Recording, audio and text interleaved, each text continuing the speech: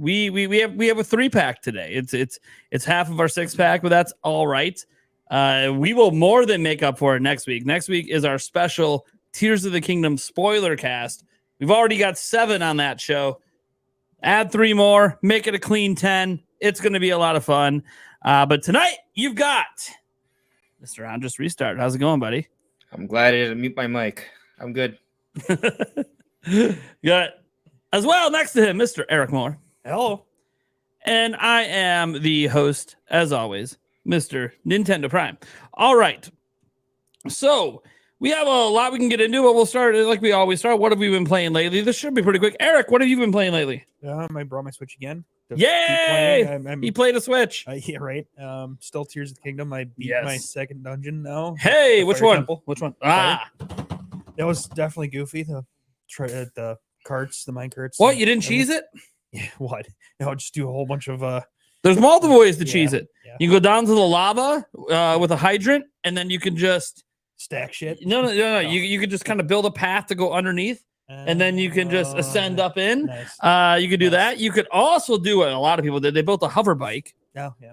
And then they just literally just cheated the whole thing. I mean, yeah. Or you could just do it the way I did, which is try to do it the legit way, and then somehow end up climbing a lot, like I did in Breath of the Wild, because I forget there's new mechanics. Yeah, right. And yeah, about that. Yeah, no. So I've been playing that. I'm doing the depths. I just got the whatchamacallit? Careful now. Careful now. The auto build? You got auto build? Okay. Yeah. Congratulations. There you go. Dude, it's a sick feature. Yeah. Yeah. Not even because it saves vehicles, that's cool. But because you can save items with it. You can do a lot. You can do a lot with it. You can anytime you fuse something, you can save it. You can save it, yeah. And then if it's an item from the world, I use Ultra Hand just for the yeah. And if it's an item from the world, like say a giant metal plank or something that isn't normal, when you auto build, it'll just appear. So you can kind of summon anywhere. It's pretty. Let's say it's a very interesting system to abuse. No, it's intended. Yeah. It's just very easy to abuse. That's why you're seeing people build calculators and other crazy things right now. I don't even. Yeah, it's insane. Yeah, no, it's insane. That's where I'm at. Nice. Well, I'm glad you got that. So you got a few dungeons to go. So good luck, sir. Yeah. Good luck, sir, on the rest of your journey. I'm not going to say much because next week's a spoiler cast. So and he hasn't beat it. Conveniently, Eric's not here next week. Yeah, right. Look, Eric's not going to be around. Family so the spoiler cast happened. Good time for the game. Yeah. So kind of otherwise the spoiler cast might have been this week, but honestly, the way guests have been dropping out from every podcast the last month, it's probably good that I had 2 weeks to plan the spoiler cast instead of one. And we actually have some guests already planned out in August. So you know what? Hopefully they don't drop out. Bro, I'm talking to you. Talking to you, buddy. You drop out on August 2nd. You and I are looking at the camera and see your finger pointing at me. Yeah. Whoa. Anyways, so Andres, what have you been playing lately? I know what I will be playing this week. In a hurry. So I've been playing a combination of the Pikmin 4 demo. I finished that Sunday night. I've been playing Pikmin 2. And every once in a while I'll jump into Tears of the Kingdom, but I haven't played a lot the last week or two. I anticipate I'll probably go back once I finish Pikmin 4. But beyond that, I've actually been playing a decent amount of Switch Sports. Just because for Father's Day, I got my dad Switch Sports because he used to play Wii Golf all the time.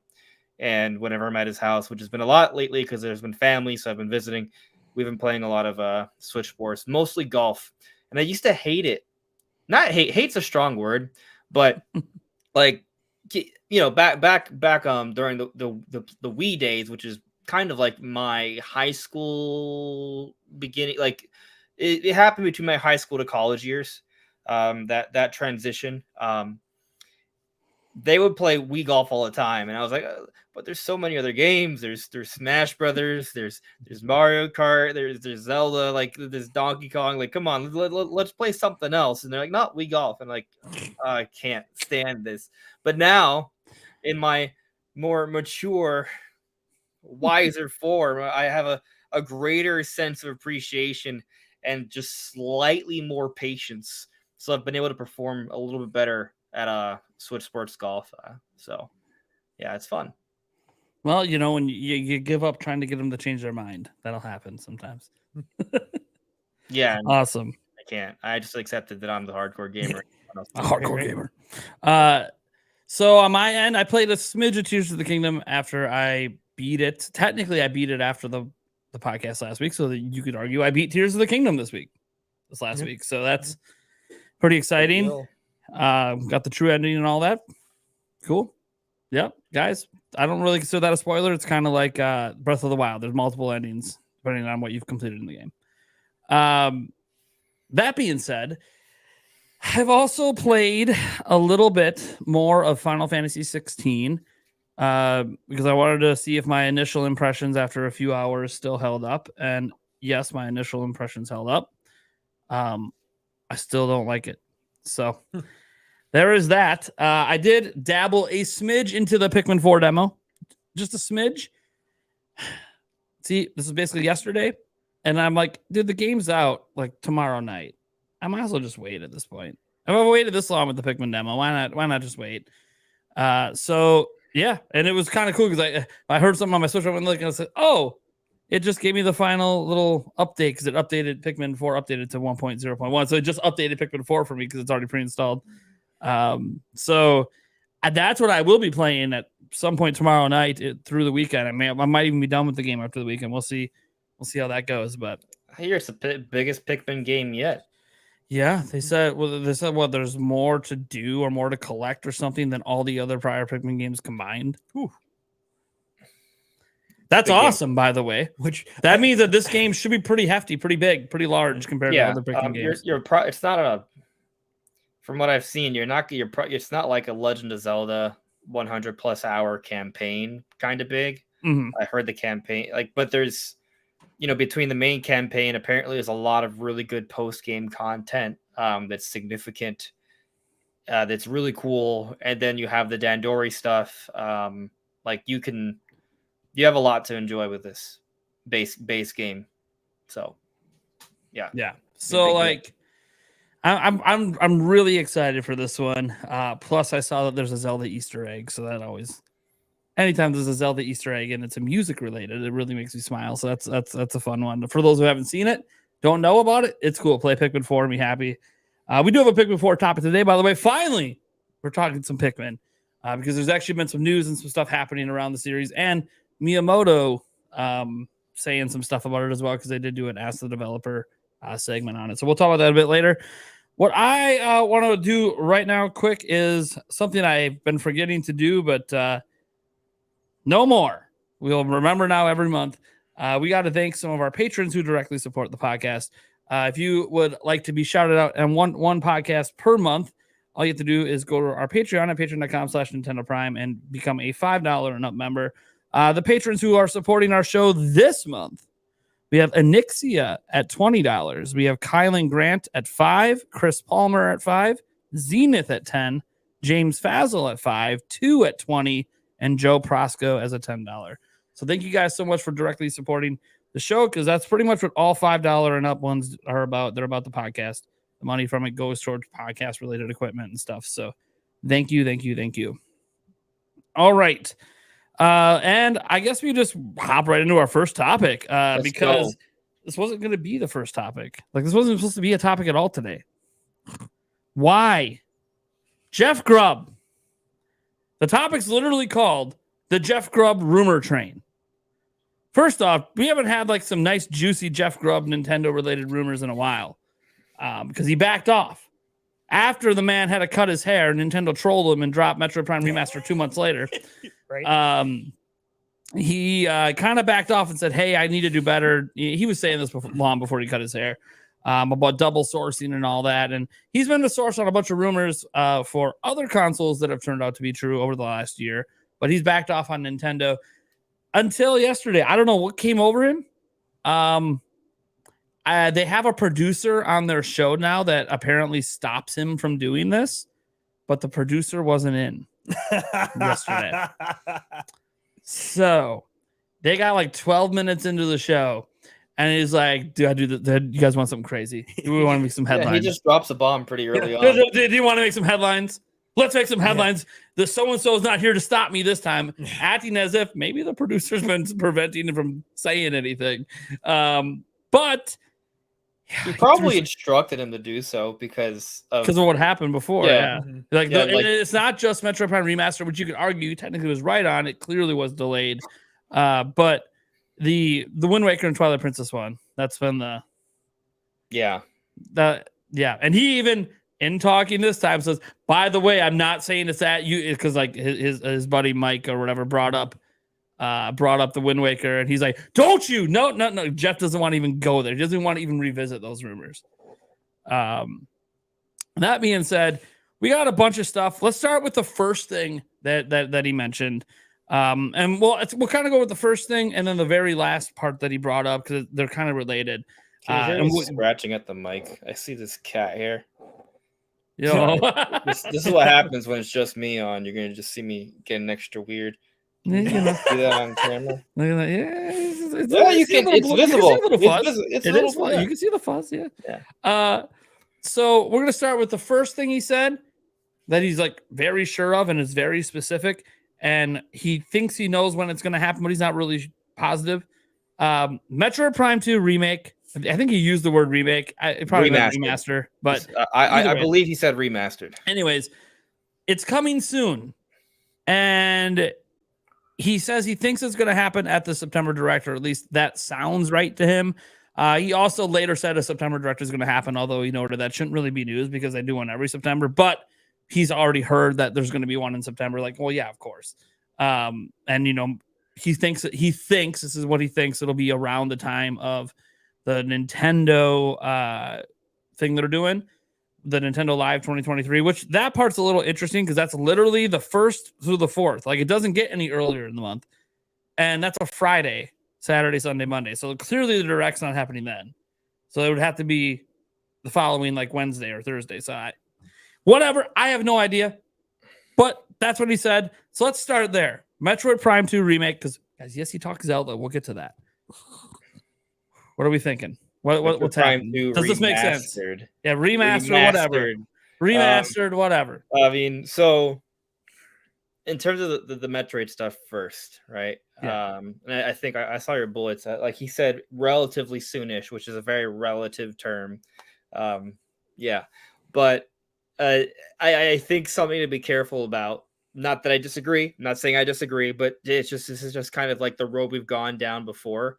Where you hear something and then you know about something else and then you connect the dots, like as theorists, speculators, people who talk about the news, like that's, you do. If you're going to engage in discussion, you're going to make connections. Like that's part of the conversation, right? But when you are one who reports the news or the one who's a source on stuff, when you start connecting dots and thus are saying more than what you heard, it can start to get messy. So what I'm getting at here is he heard that Metroid Prime 2 Remastered is happening relatively soonish, in his words, right? And he's heard there's going to be a September Nintendo Direct, which shouldn't come as any shock, right? I think there's only one time we didn't have a general Nintendo Direct, and we still had like 2 Directs in that month anyway. Yeah, we didn't. It was back in 2020, and even then they had the Mario event and everything. So like every September, a partner Direct that had multiple other stuff. Like so, they're presenting stuff every September. Yeah, exactly. September's always going to have a slew of Nintendo announcements. Like we agree on that. It hasn't since they've started. It's always been that way, at least during the Switch era. But the point I'm simply making is that I just feel like it's a healthy distinction to make, is that we are making that leap that because we're hearing Metroid Prime 2 Remastered is coming soon, it's going to be in the Nintendo Direct. He made that leap. He did say he doesn't know that it'll be there. He just says it sounds right because, well, Metroid Prime 1, what happened? It was shadow dropped in February. So if it's going to be coming relatively soonish, which to him sounds like this year, then why not shadow drop this one during that next Direct? I mean, I think we all think that Nintendo doesn't have an August or September published title. Yeah, a shadow drop could work. Right. Yeah. So do a September Direct in the second week of the month. and announced a physical version to come out like right at the end of September. So they technically have a September release, right? Both physical and digital. And then there's only 1 month that they're skipping, which is August, which isn't really that out of the ordinary. So Yeah. like I can see that. I think that's probably what's going to happen. Like before the rumor, I thought there was a good chance of this happening, but now I feel more confident on it. I think what might be more interesting to us is kind of talk about how he's not saying from what he's hearing, it sounds like it's just going to be Prime 2 remastered. Yeah. And not 2 and 3. Yeah, nothing about 3, nothing about 4 coming, just this, which I have a theory. I don't know. I'm not, by the way, I'm not relating this to next generation system, although it probably is. But I get this feeling that if this is what they're doing, and there's nothing to support it yet, because by the way, Metroid Prime 2 hasn't even been announced, let alone shadow dropped or coming up. So right now it's just Jeff Grubb. There's been other people saying that they will happen eventually, but nobody was really saying it was happening soon, for sure, until Jeff Grubb's like, hey, this is just what I've heard. And he seems pretty confident. But he also noted later that, hey, just like Metro Prime 1, things could change. Like it could be soon at the moment, and then they decide a month from now, you know what? Right. We're going to move things around and we'll shift this to a different time. Right. But so basically, it's not locked in. He's not like 100. It's not locked in happening this year. But he's pretty confident. Like what he's heard is very solid for this year. What's interesting to me is if they do that September drop, I'm kind of thinking, oh, well, then they're dropping 3 in February and giving us 4 next holiday. Well, you could argue that they skipped the summer direct, so maybe they're going to skip. It's going to be every other direct, so maybe we don't get Prime 3 until the summer direct in 2024. It's possible. And then we don't see Prime 4 until the early direct of 2025. I don't think that's what's happening. Not at all. But I think it's definitely coming sooner than that. But who knows? Like who knows? Right? We don't know. And I also don't think the jury's out on 3 not happening. So like I still think Well, a lot of people wanted them bundled together because if it wasn't getting like the full ground up visual overhaul like 1 got, it's more like an HD, which again we don't really know.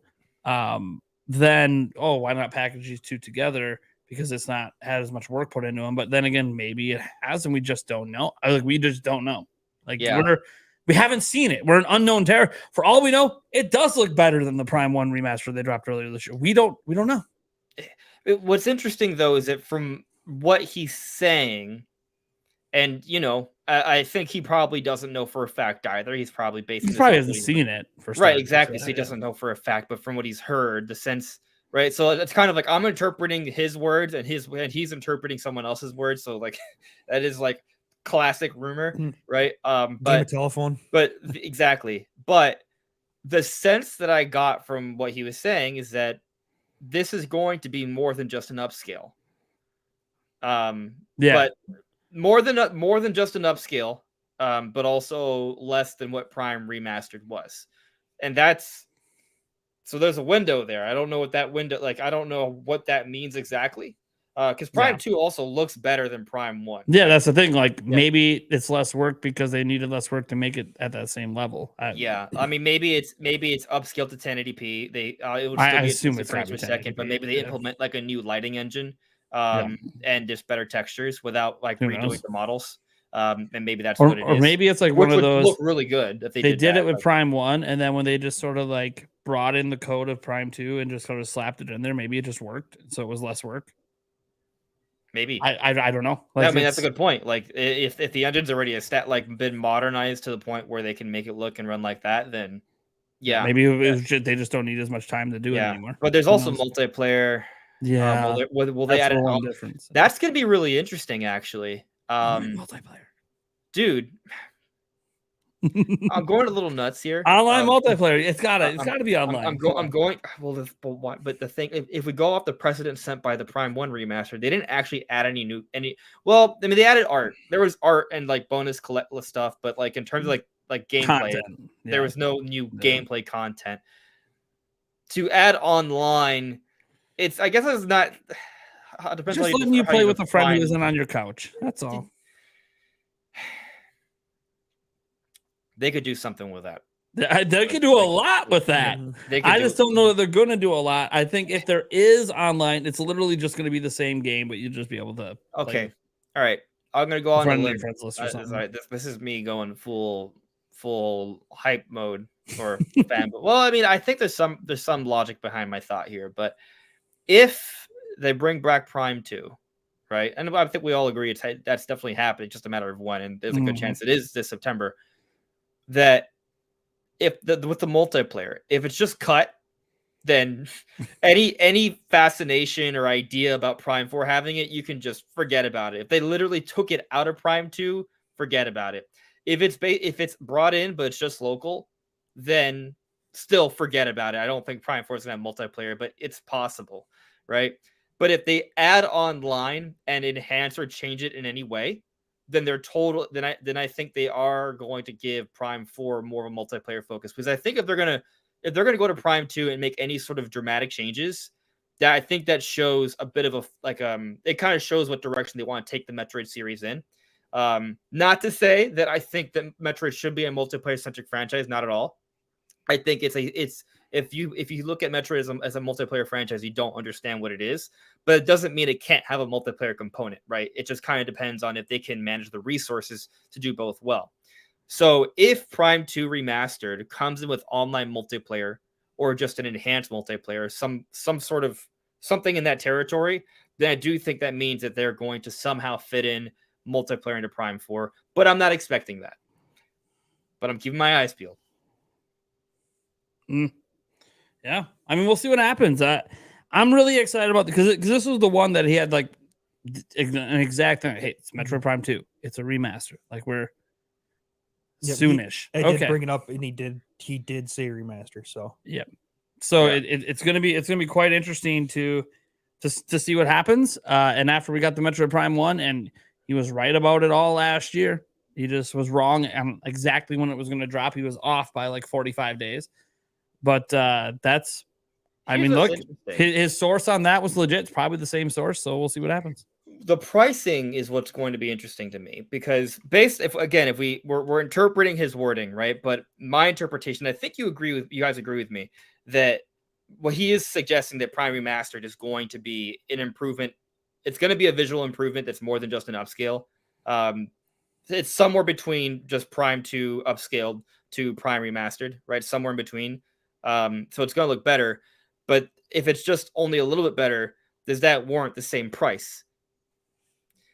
Unless they do add some sort of multiplayer component. Maybe they look at the multiplayer component as adding value. So maybe that's kind of how they sort of justify it. And maybe it's also $40. What do you think?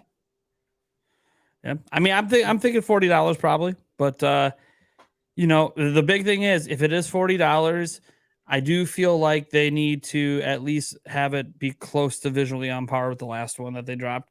Not have it look like, oh, this is Prime 1 and here's Prime 2 and it looks worse somehow. Like I just kind of feel like they gotta implement the physical based lighting, which is what makes that's the big thing. So real. That's the big thing. Or like it gives it that depth. Yeah. That exactly. That's the big thing. That would be huge. If they could just plug and play that, because I'm sure they had to redesign a lot to get that to work. So I don't know. I'm not. Yeah, I know. I'm not game developers. I have no idea. Okay, cool. So that was kind of the first part of his rumor. And I'm not done. You're not done? What do you got? What do you got? What do you got? What do you got? I know you can't let Metroid go. I know. Well, the thing is, I mean, it's big. Yeah. Dude, it's big, man. I think part of it is that I think we all agree that these Prime remasters are a build of the Prime 4. So the question then becomes, if we're only getting Prime 2 in September, which based off what Jeff Grubb is saying, that's going to be the case. Do we see Prime 4? Or does this mean Prime 4 is further out? I think we will not see Prime 4 until a direct next year. Where they do another shadow drop of Prime 3. I think they don't want to show 4 before they get the full 3 out, or at least have 3 announced. Maybe you're right. But I guess what's interesting about this is, and I haven't heard anything from what they're trying. I just feel like they're building. Like, I mean, if two, if we got one in February, if we get two, like they're building up to 4. I mean, it's kind of like how they built up the Pikmin 4. They had Pikmin 3 Deluxe, Pikmin Bloom. I mean, Pikmin 1 and 2 were announced after the fact, but after before the release, fact, but they still had stuff. So the timing may be different. But I guess what's interesting, and I don't know if Nate the Hate has like changed his opinion on this, but I know like pre-direct, his belief was that Prime 4 is supposed to come up by the end of the fiscal year. So if Prime 4 is not showing off during the September Nintendo Direct, that essentially means it's not coming out by the end of the fiscal year. Prime 4, I don't see a scenario where they show it off in a February Direct for it to come out in March. It's not that kind of game. So who's right? Well, first off, Jeff Grubb didn't say Prime 4 wouldn't be in the Direct. No, right? He didn't really talk about anything that would be there. He just kind of said, "I know like basically he said this, like don't run headlines Direct in September." Like, he was basically just saying this isn't really newsworthy right now. There will be a Direct in September, which I know, guys. At some point in August, I will run a headline about a Direct happening in September. I know I'm going to do it because people click on it and watch it. It is what it is. But I'm going to wait to do it until I've got more to. Put with it. News is news, even if you expect the news. I need more to put with it. I need more than just this. I need like something, some other hints from Jeff or Nate or something on some other games that might be in here, and then I'll be like, okay, so yes, that might be the headline, but we're going to talk about what's going to be in it, or potentially in it rumor wise. So we'll see. Yes. And bottom line, there'll be more rumors in August, anyways, about stuff coming. So I get just to get a clear answer.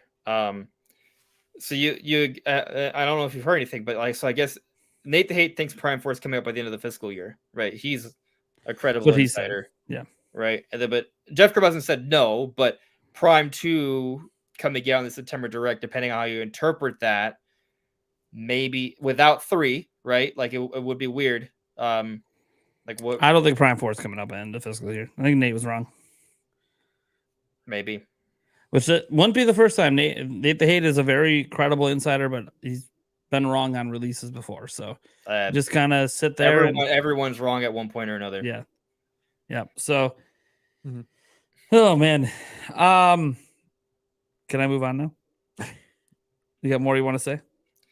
There's a rabbit hole, but I'll save it for later. There's a rabbit hole. Okay. So we do have more to go along with this because this next part was one that it sounded like he was always going to maybe bring up this Metroid thing because like he seems pretty solid on it. But the next thing was something that he even on his show for a moment was like, I don't know if I should really say this. Like one of those that I think it's some trepidation because of the Wind Waker and Twilight Princess HD stuff. It's totally what it is. Because it's like it's Zelda. And the last time he did something Zelda really bit him in the ass because he didn't have double sourcing on it, and he didn't do what he usually does because the one source he was just that confident in. But this time around, if we're to believe what Jeff Grubb said in the past that he wouldn't bring up stuff without double sources, then he should technically have double sources on this. But the problem is that what he said is very, very, very open to a lot of possibilities. And it's because he doesn't know. He literally was just conveying in his own words. He said, this is exactly what I was told. So do what you want with it. Basically, he did say, I don't know what it means, and I'm going to say this, but if you guys spin it out of context and things like that, that's on you, not on me. Yeah. Like, this is what I'm hearing. I cannot confirm it. He just said exactly what he was told. Blow it up. But the funny thing is, immediately after they started blowing it up themselves. Right. So like what? Look, what was it? We got to get to what he said. I think it's really unfair that they should be allowed to talk like they're people, Yeah. Like what he said was essentially, and again, paraphrasing a bit, something Zelda is happening later this year that is not related to Tears of the Kingdom. He doesn't know what it is. And they speculated on possible games. And then that's when Mike Miotti brought up the whole Wind Waker thing. He didn't even want to go down that rabbit hole of Wind Waker after last year. But he doesn't know what it is. There's not a guarantee it could be a game. We've seen people, I used game in my headline, but obviously when you get the full context, it might not be a game. It could be a spin-off. It could be a remaster. It could be a new Zelda game for all we know Grezzel's making. Could be a movie announcement. Could be a movie announcement, right? You know, and at first I Could thought, be a Zelda trading card game. I said, for a moment, I'm like, it could be the Zelda Lego, but then I realized the Zelda Lego that leaked had one of the things you could build was the Deku tree from Breath of the Wild, which is also in Tears of the Kingdom. So then, if it really has nothing to do with Tears of the Kingdom, then it really couldn't be that Lego set. So that it could be a different Lego set, by the way, it has nothing to do with it. That's possible. That hasn't leaked, but because we know the Lego set's happening at some point. It's probably next year. But who knows? It could be that they want to give us a tease of what's coming after Donkey Kong at the whole theme park, and that Zelda's going to be next. And maybe they want to tease, hey, while we're working on DK, Zelda's next on the roadmap. Yeah. There could be a lot of things that it could be. That's the thing. It's so vague. And he told to make sure he has no idea what it is.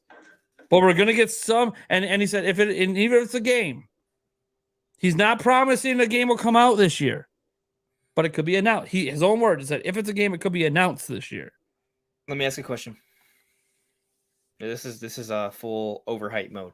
Yeah, full. I mean, they were mode. even getting overhyped right after. Even when he's like, "Oh, don't run with it." Also, we're running with it right now. Yeah, like, Full. I mean, full overhype mode. Like, I'm not kidding. I mean, full overhype mode. But there's some, very little. It's very little, but there's a little vestige of logic. Very little. But what if there is no Tears of the Kingdom DLC? I literally said that after I beat the game. I was going to bring it up next week, but I don't think there's going to be DLC anymore. Well, I might just. We'll talk about that next week. That's the thing. It's hard. We literally can't talk about it without spoiling. So we're pushing it. Okay, so that's next week. Yeah, but I will concede that it's up in the air. We don't know, right? Yeah. So what if they do go in this direction of no Tears of the Kingdom DLC? Then that does open the door for something more significant of Zelda to come out next year and to be announced in the September Direct. And this is where the overhype comes in.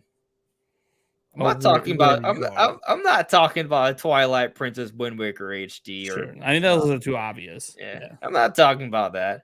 I'm not even talking about what would be a very exciting top-down. I say top-down for you. Zelda game. Like that would be amazing. I'm not even saying that. I'm saying in spirit of hyping up the new hardware, have something to showcase that hardware. Ocarina of Time remake for the new hardware exclusive. Overhype. One that requires that they announce the new hardware first. Yeah, it does. Yep. It does. But I will say, if you, they could show it without having like the Switch logo in front. Obviously, and then they just leave. We don't know until next year. But could be. It also like. I threw this idea out for my video. Like, I didn't mention the remake in that video because I think it would come out a few years from now if it were to happen. But what if we get a tech demo? What if they do announce the new hardware this year and they showcase an awesome Zelda tech demo, as they tend to do? Yeah, that is one possibility we didn't bring up, that it could just be something like a tech demo that's never really going to come out, but it's just, hey, we want to show what this thing can do like they did with Wii U. Yeah, although I feel like modern Nintendo, if they show something for the system, it's because it's actually going to happen. Yeah, they didn't do that with Switch. Well, no, did they have a demo? There wasn't a Switch tech demo. It was just. I don't think there was a Switch tech. It was demo. There was a Switch announcement trailer where there were several games that people said were fake, and I was like, "No, you're an idiot," and they were wrong. And all those games in the trailer, like the Mario. I remember some people thinking that wasn't a real game, or the Skyrim. Yeah, Skyrim. That's not real. I'm like, the NBA 2K. Skyrim's on everything. Okay, they had. That was just people being like, Nintendo doesn't get third party. I'm like, yeah. For the record, I don't think anyone's an idiot per se. It's just kind of like, I just strongly disagreed with that. When the actual brands are not only being shown with the logos, I mean, come on. Yeah. This is an EA unprecedented partnership, but no games are actually announced. This was like they showed actual games that exist. So, anyways, yeah. But point is, there was not actually a tech demo. No, there wasn't. And maybe they're done with that. Maybe they're just not going to do tech demos anymore. I mean, when you think about Nintendo's so far ahead at this point, think about how many games they just sit on. They don't have to have tech demos. They can just show games. But I do think they like to have, and again, we're in a one generation sample with Switch, but some sort of showcase third party game, some sort of game that you wouldn't expect Nintendo to have. Starfield, but now they can. It won't be Starfield. That would be cool. I think it's going to end up being Star Wars Outlaws, actually, from Ubisoft. But okay, Ubisoft does like always. They always like to have like one big Ubisoft thing early on in a Nintendo system's life cycle. So also, the studio that made the Mario Plus Rabbids and has only worked on Switch over the last 7 years just got added to the Outlaws development team. So there's some hints potentially that a team that's literally only been working with Nintendo for 7 years might have been added because they're going to be porting. Or they might have been added because they were pissed off. Well, yeah. I mean, there's the whole the game isn't selling very well. Yeah. That could be what it is. They're not going to make it anymore. But the point is, it is a team that has a ton of experience with Nintendo's hardware. It's their most experienced Nintendo hardware team. There's that, and there's also a mention on their website that where it has it says, oh, it's coming to PlayStation 5, Xbox Series, PC, and more. And nobody knows what the more is yet. Because there are 2 third-party games I haven't played that I've been wanting to play. They're not when I say third-party, I mean not Nintendo. I haven't played Resident Evil 4 Remake yet. I haven't played Elden Ring yet. I really want those games to come to Switch too. They're really popular games. They are the kind of games that would sell well. The fact that we got what was that, 1 or 2 of the Dark Souls games makes me feel like Dark Souls Remastered. I feel like we can get Elden Ring on the next hardware. It's fully multi-plat. There's no exclusivity contracts in play.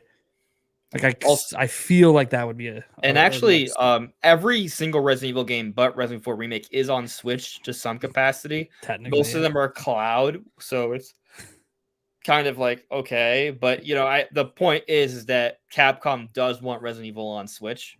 So if Switch 2 can run Resident Evil 4 Remake, I think there's a good chance they will want to get both those. They're obviously different studios, right? From Software of Capcom, but if they were, I think both would be interested in at least entertaining the idea of getting those over. Obviously, I'm bringing those up because I'm biased for them, but they're also really big games. They're really big games that I think would be in the conversation. Those would be hype. Yeah. So again, like I think there'll be some sort of showcase. Maybe Elden Ring is a showcase. It beats me. But there'll be some sort of showcase game when they reveal it. The thing is, I don't know if it's going to be revealed this year, but getting to your point, like an Ocarina of Time remake, it would be pretty hype for some people. I mean, look, it's an all timer, right? It's an all time classic. This is where like I just don't know. I don't think that's what it's going to be, obviously, and I don't think that you realistically think that's what's going to be. It's more of like a hey, let's get crazy. That's overhyped crazy mode. Let's get overhyped crazy. Yeah. Look, I don't know what this Zelda thing is going to be. There's so many possibilities. I mean, the movie is one that many people like feel like is this big obvious thing, and that's kind of what I want. I want to remind people that there is a writer's strike going on at the moment. There's also an actor's strike, and that includes all those big name actors that can't do voice acting roles either. So I'm kind of like, I don't know that we're going to hear anything for a while about a movie. It's going to be a bit. Now, they could already have a script done. That's possible. And I don't know how any of this affects animators and all that because they're not part of those unions. Yeah, but they could still announce the intent to make the movie because it was a while before they showed anything on the movie for Mario. Like they announced, "Hey, we're making a Mario movie. Mm-hmm. We'll and a year from now we'll announce the actors, and then another year from now we'll give you a trailer." Right? Yeah, so, but now they don't control the timing of when people are available to actually make the movie. That's kind of what I'm saying. Like, they don't have. So maybe they wouldn't. Nintendo likes control. And I just feel like they don't have control right now. Sure. No, I think that's reasonable. I always that's my only reason, guys, by the way, that I doubt on a Zelda movie is just it's more so the writer's strike. And also I do think they want big name actors for it as well. And I just don't think this just isn't the right time to announce, especially it's a little tone deaf to what's going on to suddenly announce a new movie when you can't even market it with anyone. It's just probably further out. But, you know, you never know, right? We don't know how lined up things may or may not have been, right? So I think it's worth throwing out. I'm not saying it's not worth considering. Mm-hmm. I just think, the writer's strike's already been going on like 2-3 months. I just don't see away that unless it somehow ends before then, that they will announce it. Might end before then. We don't know. Hollywood can only be shut down for so long before people just care about not making any money. If I think there's a lot of options, right? You have the movie, you have a remake, you have Twilight Princess Wind Waker HD, you have a top-down Zelda. Like those are all options. Yep. Of those, what's the most likely? Grezzo. A Grezzo Zelda, right? That's what feels most likely to me because they haven't done anything or released anything or haven't released much since Link's Awakening back in 2019. So they've had a few years. Remake. I doubt it. They remade Ocarina of Time 3D. They remade they made Majora's Mask 3D. There's a big difference. Well, but that was for 3DS. This would be for Switch too. So there would be more power there. Here we go. They did Twilight Princess. They would also be the biggest project. No, Twilight. I'm sorry, that's wrong. Twilight Princess was Tantalus. Yeah, Tantalus. Yeah. What are they? Oh, they did Link's Awakening. But the point is when you look at Grezzo's history of development, they have had their hands in a lot of Zelda stuff for quite some time, and yet we haven't had anything from them now in quite some time. So it kind of makes sense that if there's something Zelda, it could be something they worked on. And this is where my last hope comes in, that they're making a top-down original Zelda game. Grezzo has made one. They have made one. It wasn't well received, but I don't know that it was their fault because it was still directed by someone at Nintendo. That's where they made Triforce Heroes. That was entirely made by Grezzo under the direction of a director from the Zelda team. And so it might not even been their idea that it'd be a multiplayer Zelda, but that's what they did. And you can argue since then. By the way, I like Triforce Heroes, but I understand you want to get sales. That's probably not the way to go. They did do Link's Awakening, was very well received, sold just as well as the original. Maybe it's time they let Grezzo make an original Zelda game. You want traditional Zelda? Grezzo understands traditional Zelda. I'm just saying, I know, hey, you listen to Eiji Aonuma, we ain't going backwards. Well, maybe you're not, but Grezzo may be. I don't know. We'll see. We'll see. I don't think it's going to actually happen. By the way, I think chances are it's another remake of something if they announce a Grezzo game. But it's fun to dream. Like you're dreaming of, hype. Hey, and I'm like, dude, give me new Zelda. Don't give me old again. Granted, I'm also not the biggest Ocarina of Time fan, so that plays a little bit of. I'm also talking about a big boy remake, right? I know you're talking about a big boy remake. I'm talking about a visual showcase to show off the power of the hardware, right? But I think you are warming up. You're warming up to the idea of a top-down Zelda getting announced. Like I'm just trying to think about like what's the most. I just think it's more likely to be a remaster. What are they remastering though? Oracle of Seasons, Oracle of Ages. Those are coming out on NSO. Like they're not even out yet. No. Like why would they? Link's Awakening's on NSO too. What's your point? Yeah, but the timing of it. The timing of what? Why would you put out the NSO? Because putting them on NSO isn't going to make them any more money. And these aren't coming out now. They wouldn't be coming out now. They begin like sometime next year. Just saying. They could do the Minish Cap. They could do a Link of the Past. You take your pick of top-down Zelda. They could do it. Link Between Worlds. They'll bring 3DS games over. Mitomo and stuff. Why not? It's not that I don't think that they can't have something on NSO and then eventually remake it. I just think that the timing of it, it's too close for it to really be like. I just don't think they would do that.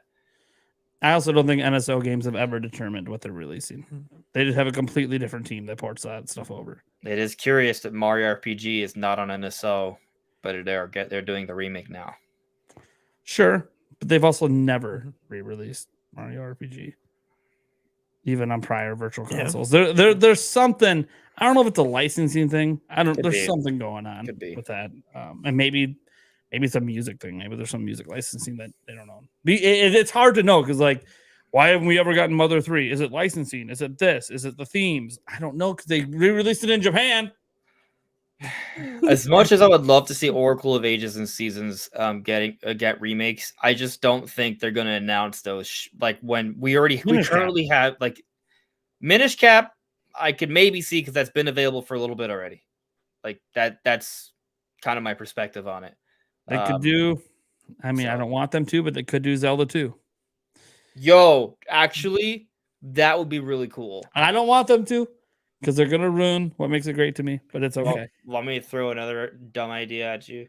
Sure. What if they were to reimagine Zelda 2 as a Souls-like game? All right, I'm done. Here we go. They outsource Zelda 2 to be made by From Software. That would be actually really freaking cool. Whoa. That would be. They're not gonna let From. Why not? Nintendo outsources things. Okay, so this would be putting like kind of like spin-off territory. Because From Software will just be, we'll just make our own game and make more money. No, we don't want to share money. We don't want to share money with you. Zelda. You go from a 30% cut to an 80% cut goes to Nintendo. Like they're not going to be cool with that. Okay. They might be 100% cut and they're just paid up front. Like I don't think they're going to be cool with that. They just dropped Elden Ring and it sold incredible for them, the best-selling game from them ever. They're too big of a studio. They're a little too big, I think. They're too big to be well. And you can say, well, what about Mario plus Rabbids? I'm like, yeah, it's a spin-off. Well, and Ubisoft has 1 billion studios. Zelda 2 would be a spin-off, but like a reimagining of that, But Zelda 2 is not a spin-off game. No, this would be this wouldn't be the normal series. Oh, so are you saying it's gonna be like Final Fantasy VII remake style? Yeah, like it would be like you go in thinking it's a remake, but then it's actually not a remake. No. It would just be like a separate thing. This wouldn't be. It's not being made by the mainline Zelda team. It would be a different style of gameplay. Like, yeah, that obviously this is just a random idea, right? But I know. Well, that's why I mentioned Final Fantasy VII remake because it doesn't actually replace Final Fantasy VII. Well, right. It's literally like that's what I mean. It wouldn't be replacing mainline Zelda. It would just be like a really cool side project, whatever you want to call that. I mean. Sure. Yeah. That said, though, no, I agree. It's not going to happen. It's just over. They're just going to work on whatever Elden Ring 2 or whatever's next. Yeah. No, you're right. Yeah. You're right. But I mean, the potential. I know. It's like, what developer besides Nintendo would you like to touch Zelda? Everyone's going to say From Software. Yeah. I got one kind of in a similar vein. Go on. They reimagined the original Zelda in the Breath of the Wild engine. It's kind of, that would be cool. It'd be smaller, but that's okay. It can be smaller. I'd also make it a $40 game. I'd be all in on a top-down Zelda that uses that prototype engine that they used to experiment for Breath of the Wild. Oh yeah, that'd be really cool. The 8-bit engine they went with that. Yeah, just to test ideas. What if we just? I mentioned spinoff. What if we just get a Zelda spinoff? There are Mario spinoffs left and right. Given how big Zelda has become, we should be getting spinoffs for Zelda. Remember Link's crossbow training?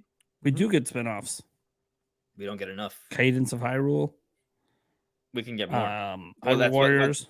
Age of Calamity, some argue, is a spinoff. It is. Kind of.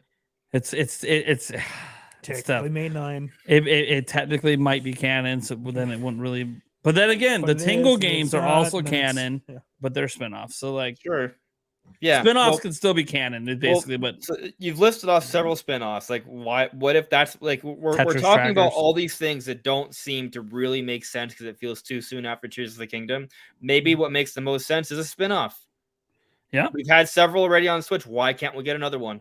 And what's crazy is like we have no idea what that could be. Hyrule Warriors 2. Ooh. Not that. What? You know they're going to make another one because Age of Calamity is the best-selling Warriors game in history. But it's too okay. That was 2019. It's been long enough. I will tell you this. I'm talking about in relation to Tears of the Kingdom timing. That's where I feel like it's weird. But this is Hyrule Warriors 2. This isn't an Age of Calamity style spinoff because remember it's not related to Tears of the Kingdom. Oh, okay. Well, all right. That's why I said a Hyrule Warriors 2, not a. And that's where, in that case, I do disagree. I don't think that's happening. I think if they're gonna do another like Warriors game, it would be based off Zelda. Would be to kind of follow up the Tears of the Kingdom story, because I do think there's a lot more they can do with the characters, especially in the past. In Imprisoning War, this is how it could not be related to Tears of the Kingdom. What if it is an Age of Calamity sequel game, but it just continues the new timeline it created that isn't even part of Breath of the Wild and Tears of the Kingdom? It just continues that timeline where the champions are alive. I see. that I just realized how the game actually ends can lend itself to actually having another game and have it not be Tears of the Kingdom related, because the champions are alive. That didn't happen. So yeah, I also could see myself not buying that. What if? Oh yeah, because I was gonna say, what if they bring in Tears of the Kingdom elements? But then that's Tears of the Kingdom related. Okay, maybe we're being too tight with that Tears of the Kingdom related. Maybe Tears of the Kingdom related just means Tears of the Kingdom DLC, right? Like, not that. But he didn't specify. He said, "I told you exactly what I heard." Right. Well, the point is, but that's the thing. We don't know what the person who said what they meant. Yeah. There's room for interpretation because the person probably knows. They just don't want him to know because they don't want it to get out. All right, I'm gonna tell you what I think it is. I think it's either a top-down Zelda, which I feel like it might be too soon to announce that, or a Zelda spinoff. I got one for a Zelda spinoff. You could do a Mario Party-esque, but Zelda related, and have like your bomb chew bowling, your Zelda crossbow training for like your mini games and stuff like that. I mean, I keep going with this whole thing. What is one original thing that Grezzo made? They got it. Dungeon Maker in Link's Awakening. They added that in. We get a full Dungeon Maker Zelda. I'm sorry. Listen, I figured out what it is. Yeah. You ready? Boy. Okay. Oh boy. All right. So this is me shouting myself out. So tomorrow there will be a video coming out that is my predictions for the final 8 tracks in Mario Kart 8 Deluxe's Booster Course Pass. If you don't see where I'm going here, I'm going to tell you. One of my predictions is a Tears of the Kingdom related, but not Tears of the Kingdom itself track. So that would be Zelda and not Tears of the Kingdom. Mario Wonder related. That's my guess. For what? For one of the tracks? One of the tracks. Yep. There's going to be the data mine suggests maybe 3 new ones, but that's kind of weird. Yeah, the data mine hasn't been 100%, but it's been close. I've been kind of pulling for like a Mario Odyssey related. Yeah, yeah, but it's a big seller. But I'm just saying though, I do think maybe they could slide in one more Zelda track, and but based off Tears of the Kingdom. So because maybe that could be it would be Zelda content, but not actually for Tears of the Kingdom. So maybe that's what it could be. Yeah. And just throw it out there. Obviously, Geronimo Ainsworth earlier with the $10 super chat was saying they hope it's Twilight Princess, which I totally get. A lot of people want to see Twilight Princess and Wind Waker. Like those are, when you speak of obvious, those are the obvious, easy, probably already done somewhere, just sitting on it waiting. Obviously they could do that. Twin pack. They come out the same year as Tears of the Kingdom, though. I don't think it really matters because I don't think the audience is the same. And I think Skyward Sword HD and Link's Awakening, all that's approved. And you might go, what? Really? Yeah, because the audience that bought Breath of the Wild and Tears of the Kingdom didn't buy Twilight Princess back in the day. Well, I'll give you this. I think Nintendo can put those out at any point and sell like a quick 5 million. Yeah. So I think that's almost like the ceiling at this point. I don't know what the ceiling is. But it's definitely lower than Tears of the Kingdom. I'll give you that. But 10 million 3 days. I don't know. But I do. It does kind of feel like, hey, like I could see Nintendo just like they're kind of keeping it, and they're like just kind of thinking about their financials and like, oh, we need to hit this forecast, so let's push these out. That'll sell 5 more million in software before the end of the quarter. So I could see them pushing that. And again, maybe by the end of the fiscal year. And I'll just bring up Jeff Grubb's own words. I know this is just part of his speculation. It could just be an announcement. It doesn't necessarily need to be this year. Yeah. So it could just be, if there's not going to be Tears of the Kingdom DLC, let's hype you for something else because everyone's expecting. Well, everyone was disappointed last right. No, fine. You know what? Let's stop disappointing you. There won't be Tears of the Kingdom DLC, but we have a new Zelda thing that is coming next year, and let's just tease that. So that could be how they get people to stop freaking out about Tears of the Kingdom DLC. But who knows? Again, that also is on the presumption there isn't any. And even though we'll have that discussion next week, I still obviously see ways that there can be DLC. But we'll get into that next week. One thing that did come up too, Taker 610 mentioned, which I thought was interesting. What's the last thing Grezzo put out? Because we talked a lot about Grezzo, Metopia. So Metopia is the last thing that they've had release, but they're working on Jet Dragon for iOS and macOS. Hasn't come out yet, so it's just a mobile game. So yeah, their last like bigger games were basically Link's Awakening in 2019 and Metopia in 2021. So chances are they're working on something. I mean, and you kind of look at their past, right? Like they did. We know about Ocarina of Time 3D. They also, people forget about this. They did the DSiWare version of the 4 Sword Anniversary Edition. They've also done Majora's Mask 3D. Then they did Triforce Heroes, and then they did Link's Awakening. So like they've had years where they've had multiple games come out in the same year. Yes, and they haven't had anything. I mean, they Miitopia in 2021, and then they got that mobile game Right. coming. So they've been a little quiet actually in comparison to prior years. But main point is because I remember when this Jet Dragon thing came to light. I'll just finish. No, this. you're good. You're good. I just remember a lot of people were saying, "Oh, I guess Grezzo's not making anything."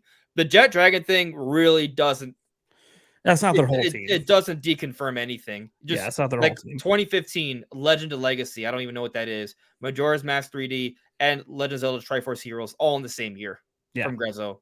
2017, The Alliance Alive and Ever Oasis. That's the same year. 2018, Luigi's Mansion. 2019, Link's Awakening remake. Like that's 2 back-to-back crazy things. 2 years later, Miitopia. Like if this is just a mobile game, like there's no way that's the only thing they're working on. They could totally have something ready for next year. Yep. I mean, it could be ready this year. Who the heck knows? So like, it's just one of those things. They're doing something. They do have. I think they have like 2 teams. I believe. Last I actually looked into them. I haven't looked into them a bit.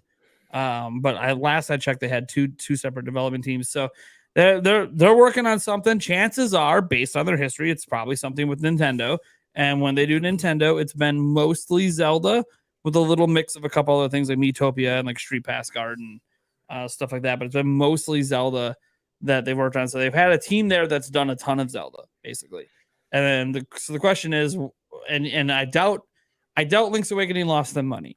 I think they were maybe they hoped it would sell more or less. We don't know. Nintendo never acted disappointed with the sales. But it sold about the same as the original release back on Game Boy. Cool. Maybe they have them working on something else.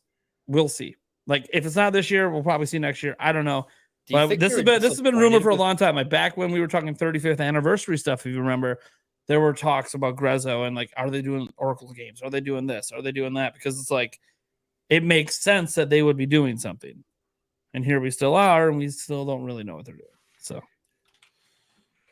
I don't think they were. I mean, I don't know what they were hoping to sell, but I feel like 6 million for Link's Awakening remake is pretty good. I understand that the initial one sold well too, but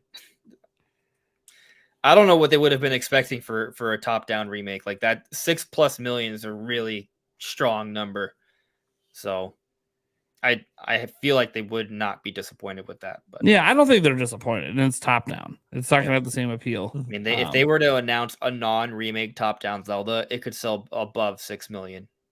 So that's really good. A non-remake top-down Zelda.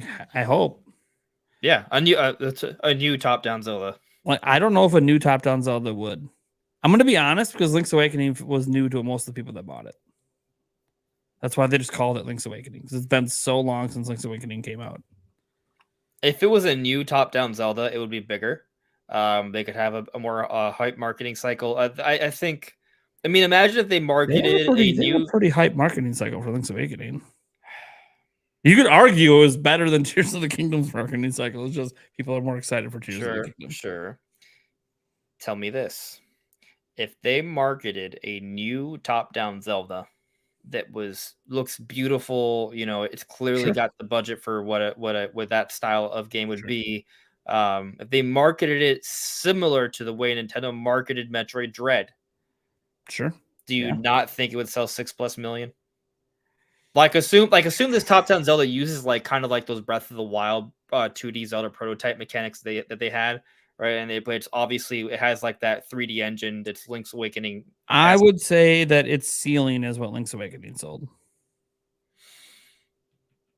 and I'm saying that because I don't think it appeals at all to people who play Breath of the Wild and Tears of the Kingdom. It's only appealing to old school Zelda fans, and we already know that's like 4, 5, 6 million people. I think Breath of the Wild and Tears of the Kingdom have opened up more people to give other Zelda games a try.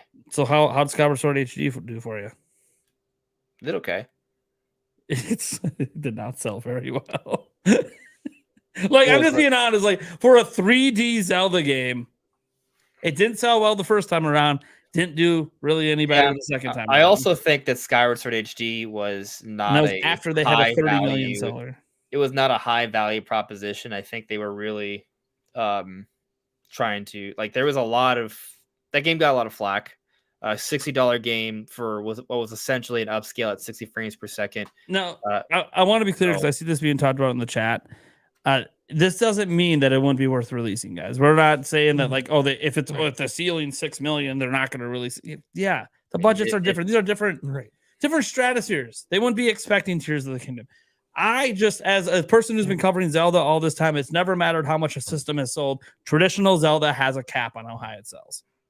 If it didn't, we wouldn't have needed Breath of the Wild and Tears of the Kingdom. So when we're talking about a traditional top-down Zelda game, and the top-downs have always sold worse, there's a cap. Skyward Sword is close to 4 million. It's at 3.91. Yeah. That's good. But obviously it's not, that's a little disappointing. Skyward Sword is also the worst selling 3D Zelda game of all time.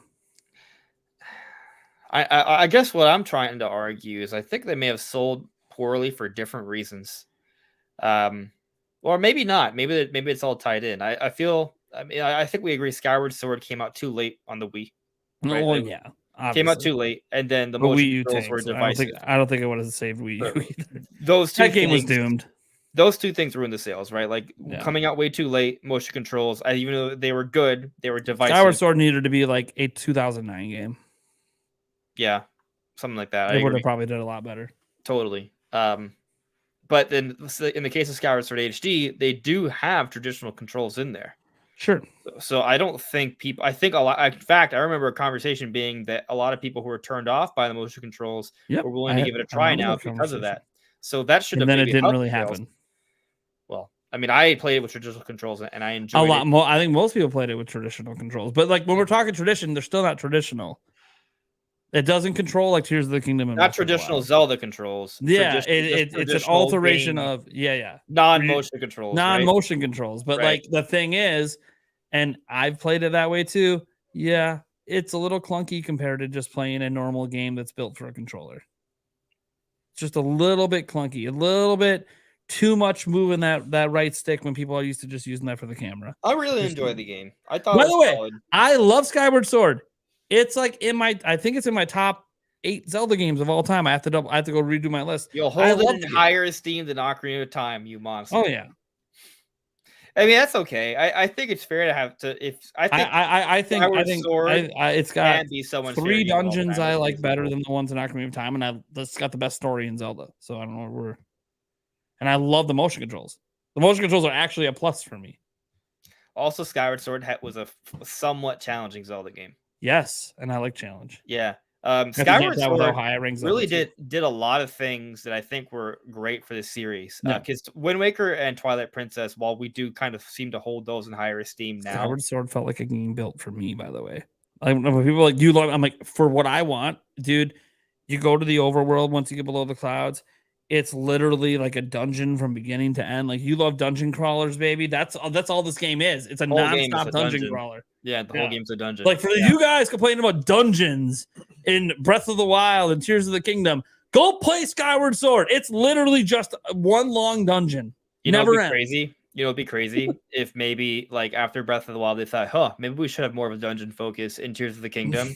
And then Skyward Sword came out and performed as it did, and they're like, I guess people really don't like people dungeons aren't really what sell games. Yeah. Okay, got it. Yeah, but the reason why I think Skyward Sword didn't sell as well has nothing to do with the dungeons. Yeah. I think it has to do the motion control thing, and to your point, like it's more clunky than a normal control setup. I give you that. Yeah.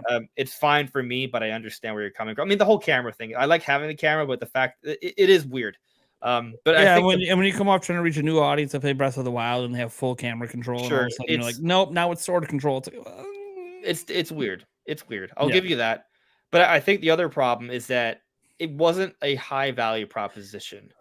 I think they tried to sell out the name of Zelda alone, and that hurt it. because it was just an upscale. It was one of those games that just by upscaling it looks really good because Skyward Sword has a very ageless art style, but they didn't enhance it visually that much. The 60 frames were great, but that was, something that not most people tend to care for.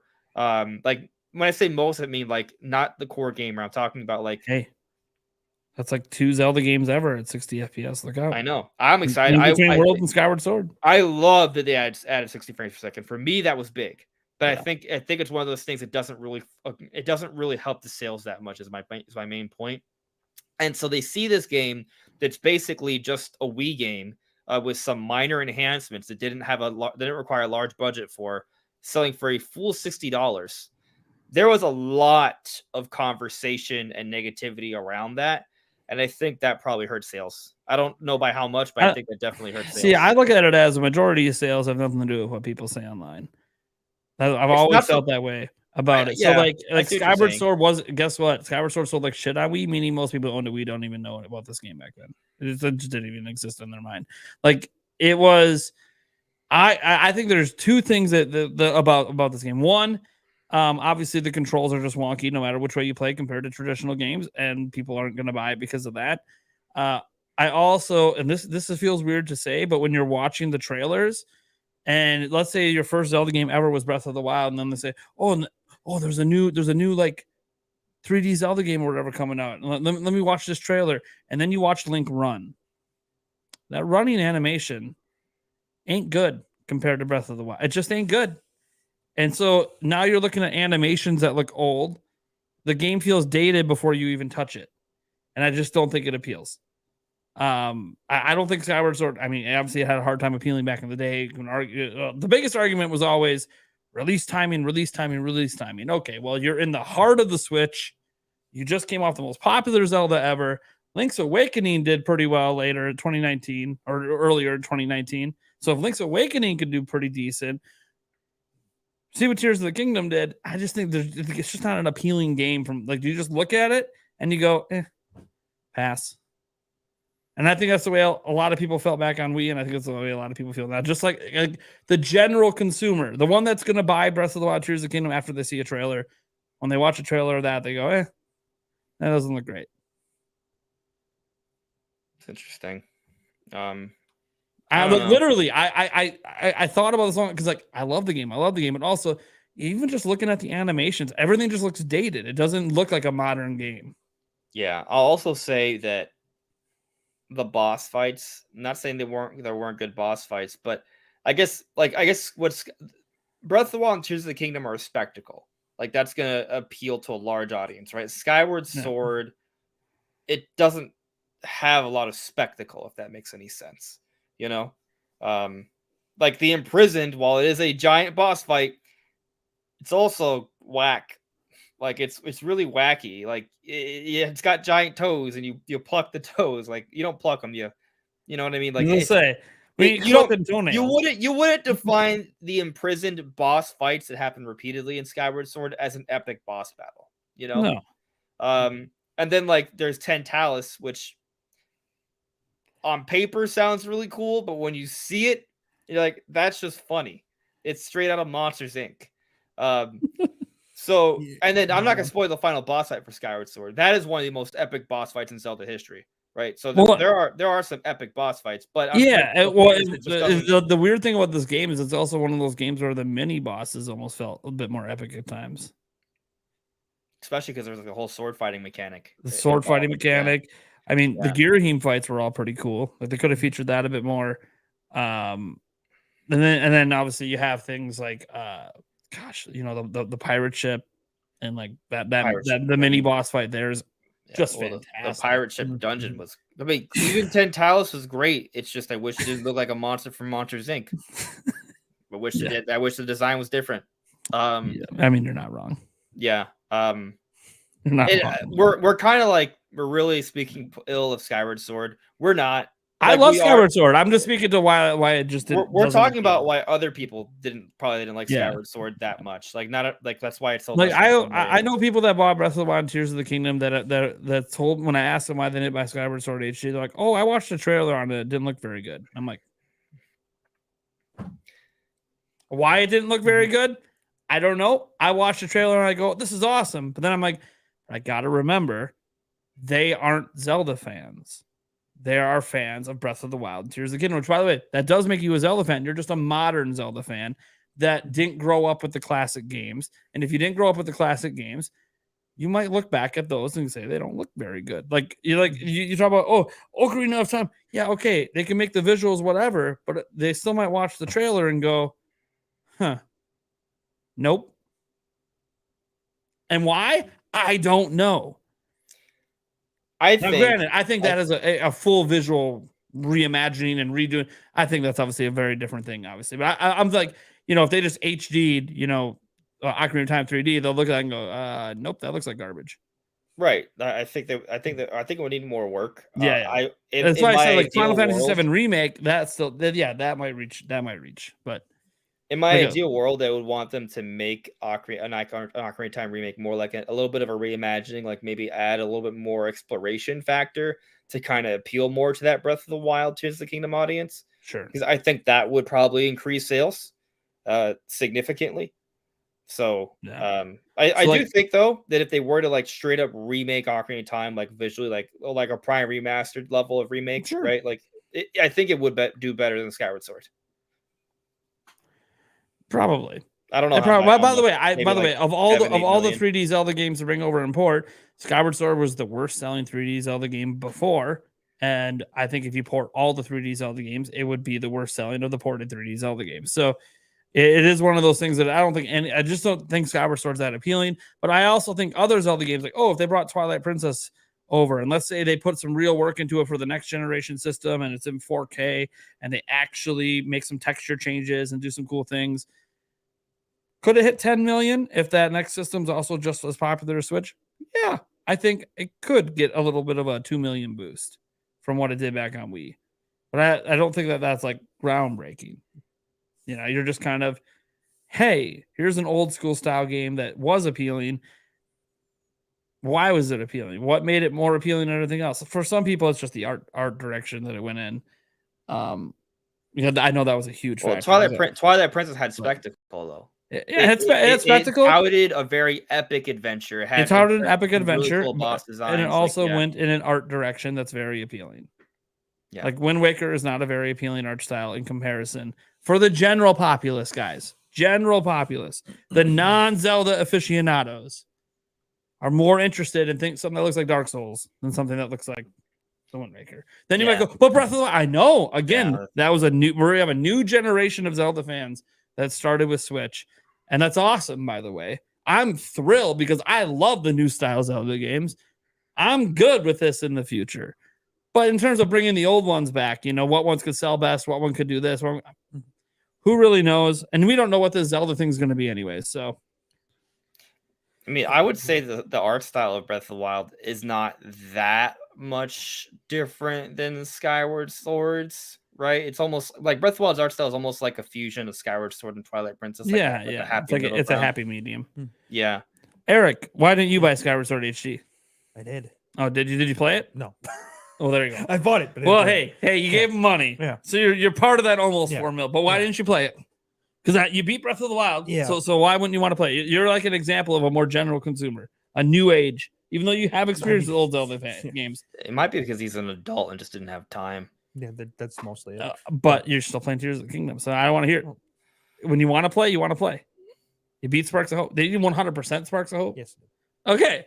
So again, why didn't you feel that drive? Was that I wanted to play more. Okay. But I know. I do. Yeah. I don't know.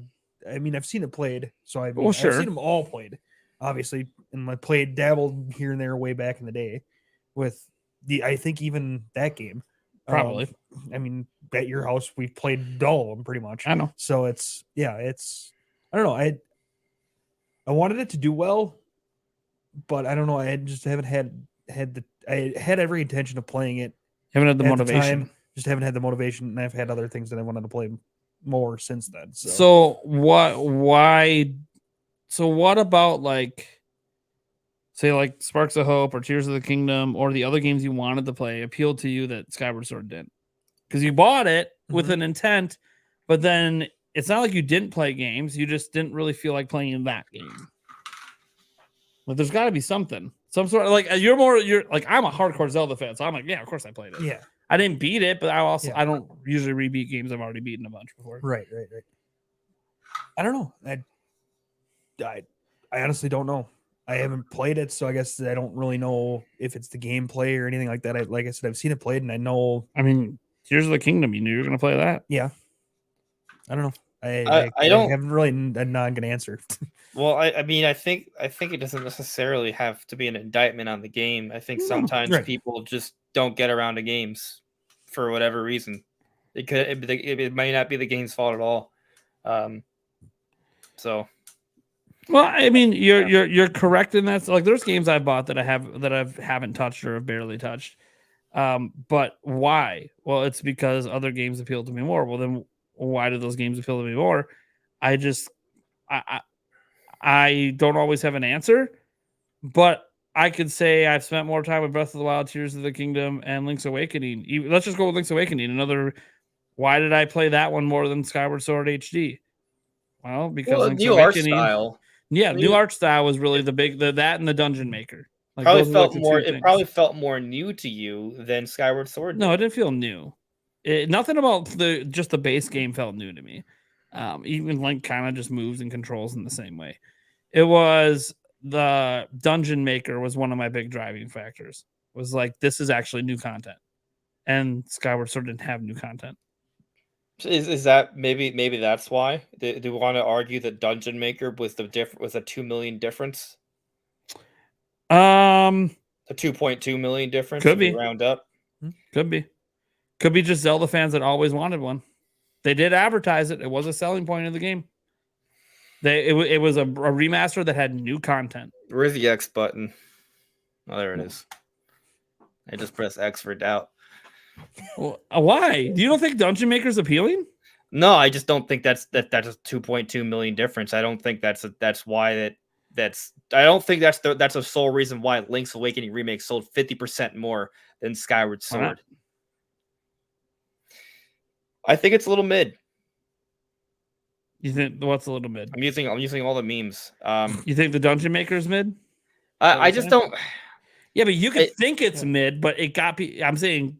I don't think that the Dungeon Maker is why everyone wanted, or why 2 extra million people wanted. Yeah, I think it's a nice little piece, right? And when I say mid, I just mean it's fine. Like, I played it a little bit, it's fine. You can mess around with that, but I think most people just want to play through the world and enjoy the adventure. Do we have statistics on that? Well, no, yeah, we don't. Right. We don't. Nintendo's the only one that has any right? sort of like that. This is just going to be an opinion-based thing, and we're not going to really get an answer from this. Again, right? Nintendo the only one with the data. Yeah. So they may not even have the data. I don't know how much they monitor, like what parts of a game we play. Well, you could argue they have the data for every person who backs up to the cloud. They have your save data. They can literally. But are they going to be able to like piece through that and like just considering they created it? Yes, I'm assuming they could if they wanted. I'm not saying they do, by the way. Right. I'm just saying they could if they wanted. And then people go, invasion of privacy, dude. You put something on their cloud. What did you expect? Anyways, I do think that it being remade visually, I think that adds a lot. I think the extra Dungeon Maker like those things together, right? Like I think that Link's Awakening Remake, not as many people were complaining about the price tag as those were for Skyward Sword. New content will do that. By the way, I know it's a visual overhaul, but there was my whole thing is there was a confidence in Link's Awakening. That's why it doesn't have HD after it. It doesn't have remaster after it. It's just, this is Link's Awakening. And for those of you that have played before, we have new content. Dungeon Maker.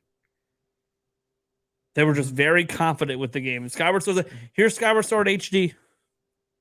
They literally put HD in. Have a good day. Is there anything new? Oh, 60 FPS. Okay. It's 1080p. Different control styles. Yeah, we updated the control. Okay, what about content? No new content. Or as an amiibo allows you to shoot upwards. That's an warp ability. Upwards. Yeah. It's an ability to warp anywhere, upwards Yeah. anywhere. Yeah. Yeah. Makes the game a little easier. Yeah. It does make it easier, but it's not new content. It's not content. It's just breaking the game, basically. Yeah. Which is fine. It's a more convenient way to break the game, so you can get back and resupply because you always have to go to the same place to do that. Anyways, we can get into the merits of Link's. By the way, yeah, I do think Link's Awakening is a better game than Skyward Sword. So like, there's that as well. But that's also getting into someone who's played all the games and get into personal opinions. Blah blah blah. Maybe Link's Link's Awakening is in my more top 5. Maybe so. more replayable. I don't even care about. Well, you know me. I don't count replayability as a factor. I didn't know that. Oh, I guess I didn't think about it. I don't replay games.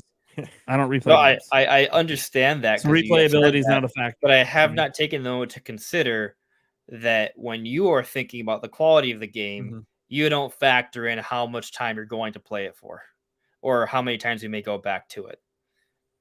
Because I don't go back to it. You might dabble, but you don't like. I'll dabble if it's for a video. Otherwise, I just don't go back to it. Like Breath of the Wild. Why did I ever replay it after I did almost everything? Just for video purposes. I get that. If there wasn't videos that I would go back to Breath of the Wild for, I would go back to it less often. But I still personally would have I've gone back to. I've tried replaying the game multiple times, and it's just fun playing through the world. Like whenever I have gone back, be it for footage or for whatever reason, I find myself playing for longer than I should because it's just like a fun playground to explore and enjoy. The same can't be said for a lot of games, period. Yeah. So I think that should be considered. I think the Breath of the Wild experience is actually pretty replayable. And it was for me, what was interesting is that when I decided to do the master mode run, leading up to Tears of the Kingdom, and so I played through the game and I made a concerted effort to play from beginning to end. That was really cool. Like I got to re-experience the game from beginning to end again. And it was fun. It was very replayable. It was. I think that experience to me kind of cemented Breath of the Wild as my favorite game of all time. Now Tears of the Kingdom is kind of a weird. It's a whole other conversation. It kind of muddies the waters a little bit because Tears of the Kingdom almost feels like just more Breath of the Wild. But I think replayability totally matters. Like, sure. Think about how much you may play Mario Kart or Smash Brothers, for example. The more you want to play those games, I don't. I think that. Well, and again, it's your opinion. It's your opinion. This is mine, I know. Right? I know. Your opinion is wrong. Right? I know that replayability matters a lot for you. Like you talked about how many times we used to joke how many times you were beating Metroid Prime Remaster when it came out. Replayability, I know, was a huge factor for a lot of you guys out there. I feel weird. I'm one of the only people that I shouldn't say the only people. I know that I've had people in this very chat agree with me that like you just don't really replay games, so replayability doesn't really matter. Yeah, no, I understand that. If that's not something you do, it's just not as valuable. Well, because it's not even something I really do. I like Skyward Sword HD came out. Yeah, I dabbled in it for like an hour to mess with the new controls, and that was it. Link's Awakening, I dabbled for a bit longer than that because there was new content that didn't exist in prior games with the Dungeon Maker. When it says a lot about Metroid Prime Remastered because I think you beat that. I did beat Metroid Prime Remastered. You didn't think you would. No, here's the thing. I did it just because I told you I would. No, I did it because I told you I would. That was it. That was the only reason. So you were committed for yeah. my sake. I couldn't say that I was going to do something then just not do it. So I'm like, I'll do it. If it wasn't because of me, I would have. If it wasn't because of you, I might not even bought the game. Just to be honest. Hey, Nintendo, I would have saved the money. I am an influencer. I have influenced. You influenced me to buy the game. Yes. Right. They've made at least $40 because of me. Yeah. I mean, I'm just being honest. It is not because am I going to pick up Metroid Prime 2 if that one comes up? I don't know. I don't really have any desire to replay the game at all. Fun fact. Will Andres restart at some point in the podcast? Get me to commit and make the purchase at some probably. He'll probably talk me into it. I have not beaten Metroid Prime 2. Well, see, that's the motivation for you then, though. Yeah, 'Cause it's something you haven't done. What happens is that it's kind of hard. It is hard. It is hard. I've only beat it once. I've gone to the near the end a couple times, but what always throws me off are you have to get like these keys. Yep. And they're kind of hard to find. Yeah. I think in Prime 1, I only got through because of walkthrough. It tells you where they are. I walked through. I did a walkthrough for that section. So I don't do walkthroughs often, but I did walk through that section. I'll probably do Prime 2 this time. It's just because I only played through the game once, and I knew if I didn't beat it then, I was never going to beat it. So I mean, yeah, I'm just get the walkthrough. Screw it. I'm this close. Let's just go. Well, I didn't realize I was this close until I looked at the walkthrough, and then I was like, oh, I am this close. Well, then yeah, we're gonna finish this off. Which, by the way, I don't hold it against anyone who uses walkthroughs. I want to be clear. Some people look down on people who use walkthroughs. Dude, play the games you want. I don't look down on others. That walkthroughs need to exist for a reason. I use them when I was a kid. You want it? You need a walkthrough. Use a walkthrough. If it doesn't lessen the gameplay experience for you, and it just actually makes you progress more and makes you happier, go for it. It's a lot better than getting super frustrated and quitting and never coming back. The only person I look down on for using walkthroughs is myself.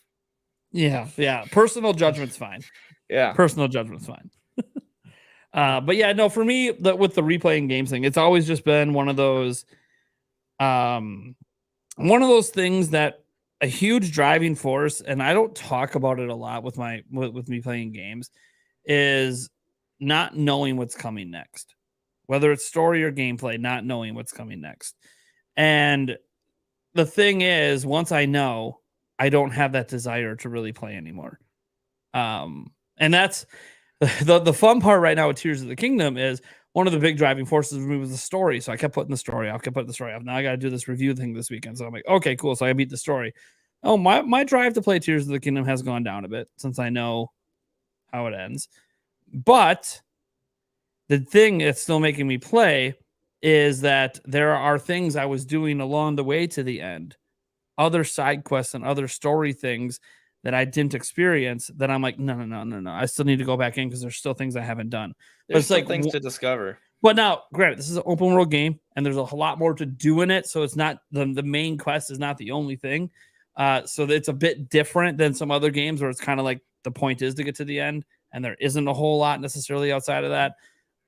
But for me, I probably only see myself maybe dropping another maybe 10 hours in Tears of the Kingdom before I probably just put it on the shelf and don't touch it again outside of like some random stream when someone's like, you should play Tears of the Kingdom. And I'm like, okay, cool. All right, let's build a bear. Let's build a bear. Yeah. Like, and that's the thing. Like, you might go, but Tears of the Kingdom is really unlimited thing. You can do all these imaginative things with the building. And I'm here to tell you right now, I don't have an imagination anymore. I thought I did. And I thought I was so proud of the weird contraptions I built in Tears of the Kingdom. And then you looked on Twitter. Then I looked on Twitter. Right. And I realized I'm not an engineer. I don't have imagine.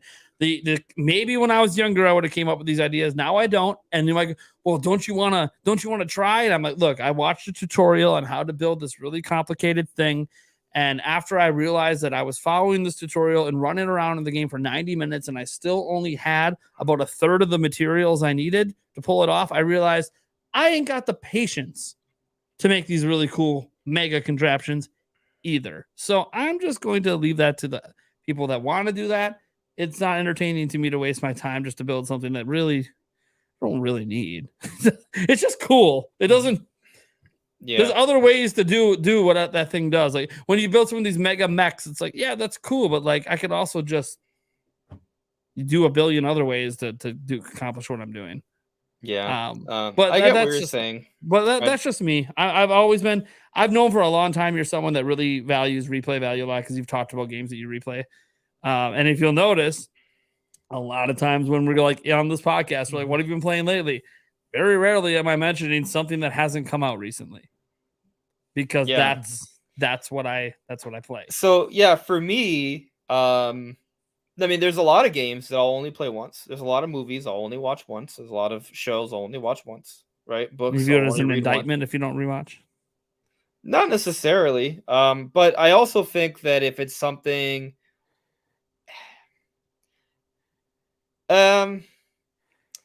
I think if it's something that for me personally, just me thinking about it, every game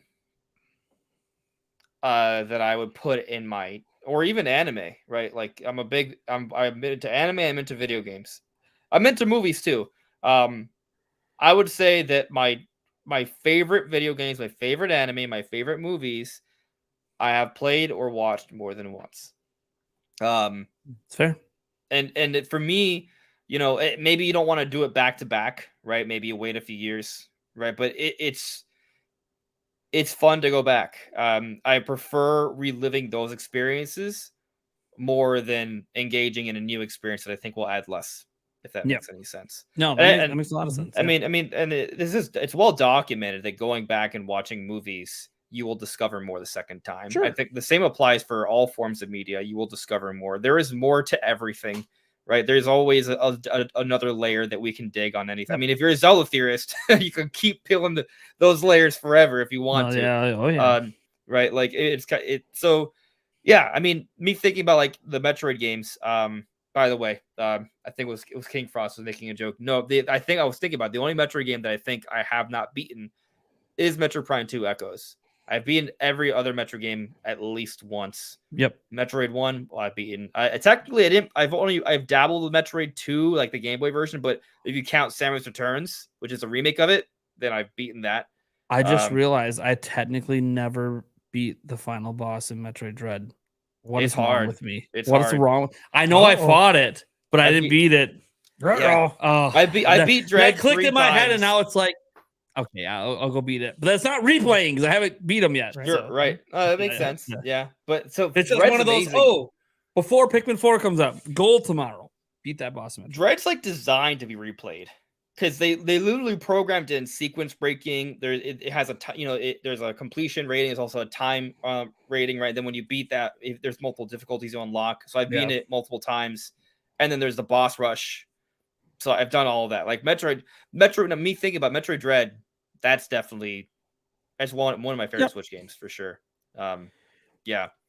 Anyway, point is, I've beaten every Metroid game at least once, except for Prime 2. I've tried beating it multiple times over the years, but I always get stuck right at the end, and then life comes around, and I have to focus on something else. But and big thing same thing for for Zelda. What I realized, like you were talking about movies and like shows, I'm like, I've rewatched some movies and shows, sure. Yeah. So why won't I with game? I think it will have this time commitment. Yeah. Something like there's so many new things coming that I want to play all the time. That when I go back, go back and play Ocarina of Time. Oh, yeah, we beat it in 12 hours. Yeah, but not the way I played. That's going to be at least like 20, 30 hours for me to beat Ocarina of Time again. Or I could just rewatch Dumb and Dumber for 2 hours. Well, to your point, remember a few months ago when I was playing through Wind Waker and Twilight Princess? Yeah. I replayed through those and I beat them both. No. I could have been playing Elden Ring. Yeah. But I would have more desire to play something like Elden Ring, which I haven't beaten, than those. You want to know what's the real kicker? You could say, oh, well, at least you saved money by not buying Elden Ring by playing games you already had. I had lost access to Twilight Princess HD, so I bought it on my Wii U eShop.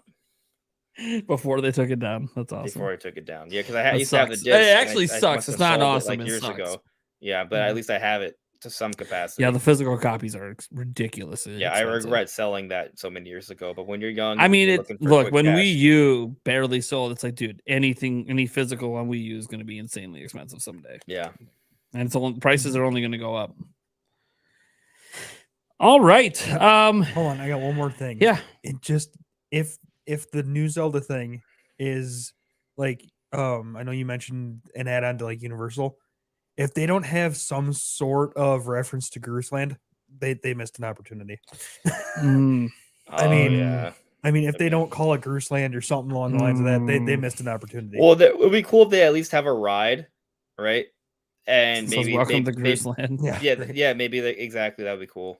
Call it the Pompadour Express. Somewhere in there, they have a reference to Gruseland. Oh, that'd be great. They probably want one of the least popular. Maybe like a VR Loftwing ride. Oh, that'd be awesome. It's something Nintendo would totally do. Yeah. I mean, isn't the Mario Kart ride a VR ride? So, nice. Yeah. So we'll get into our last topic here. Pikmin 4 I mean, guys, it comes out basically tomorrow night, but technically Friday, especially for physical copies, midnight and onwards. It has a Metacritic score because all the reviews have come in. There'll be more reviews coming down the line, but it has an 88, which is right in line with pretty much all the Pikmin games. Pikmin 1 and Pikmin 2, those both scored like 89 and 90. So it's like right there with those. Pikmin 3 actually scored a little bit lower than that. I think it was like 86 on its original debut, but still right within that range. Pikmin, guess what? You have the same review score as Final Fantasy 16, so you can celebrate that. Also, by the way, this is a little bit, it's only tangentially related. Nintendo better be up for Publisher of the Year.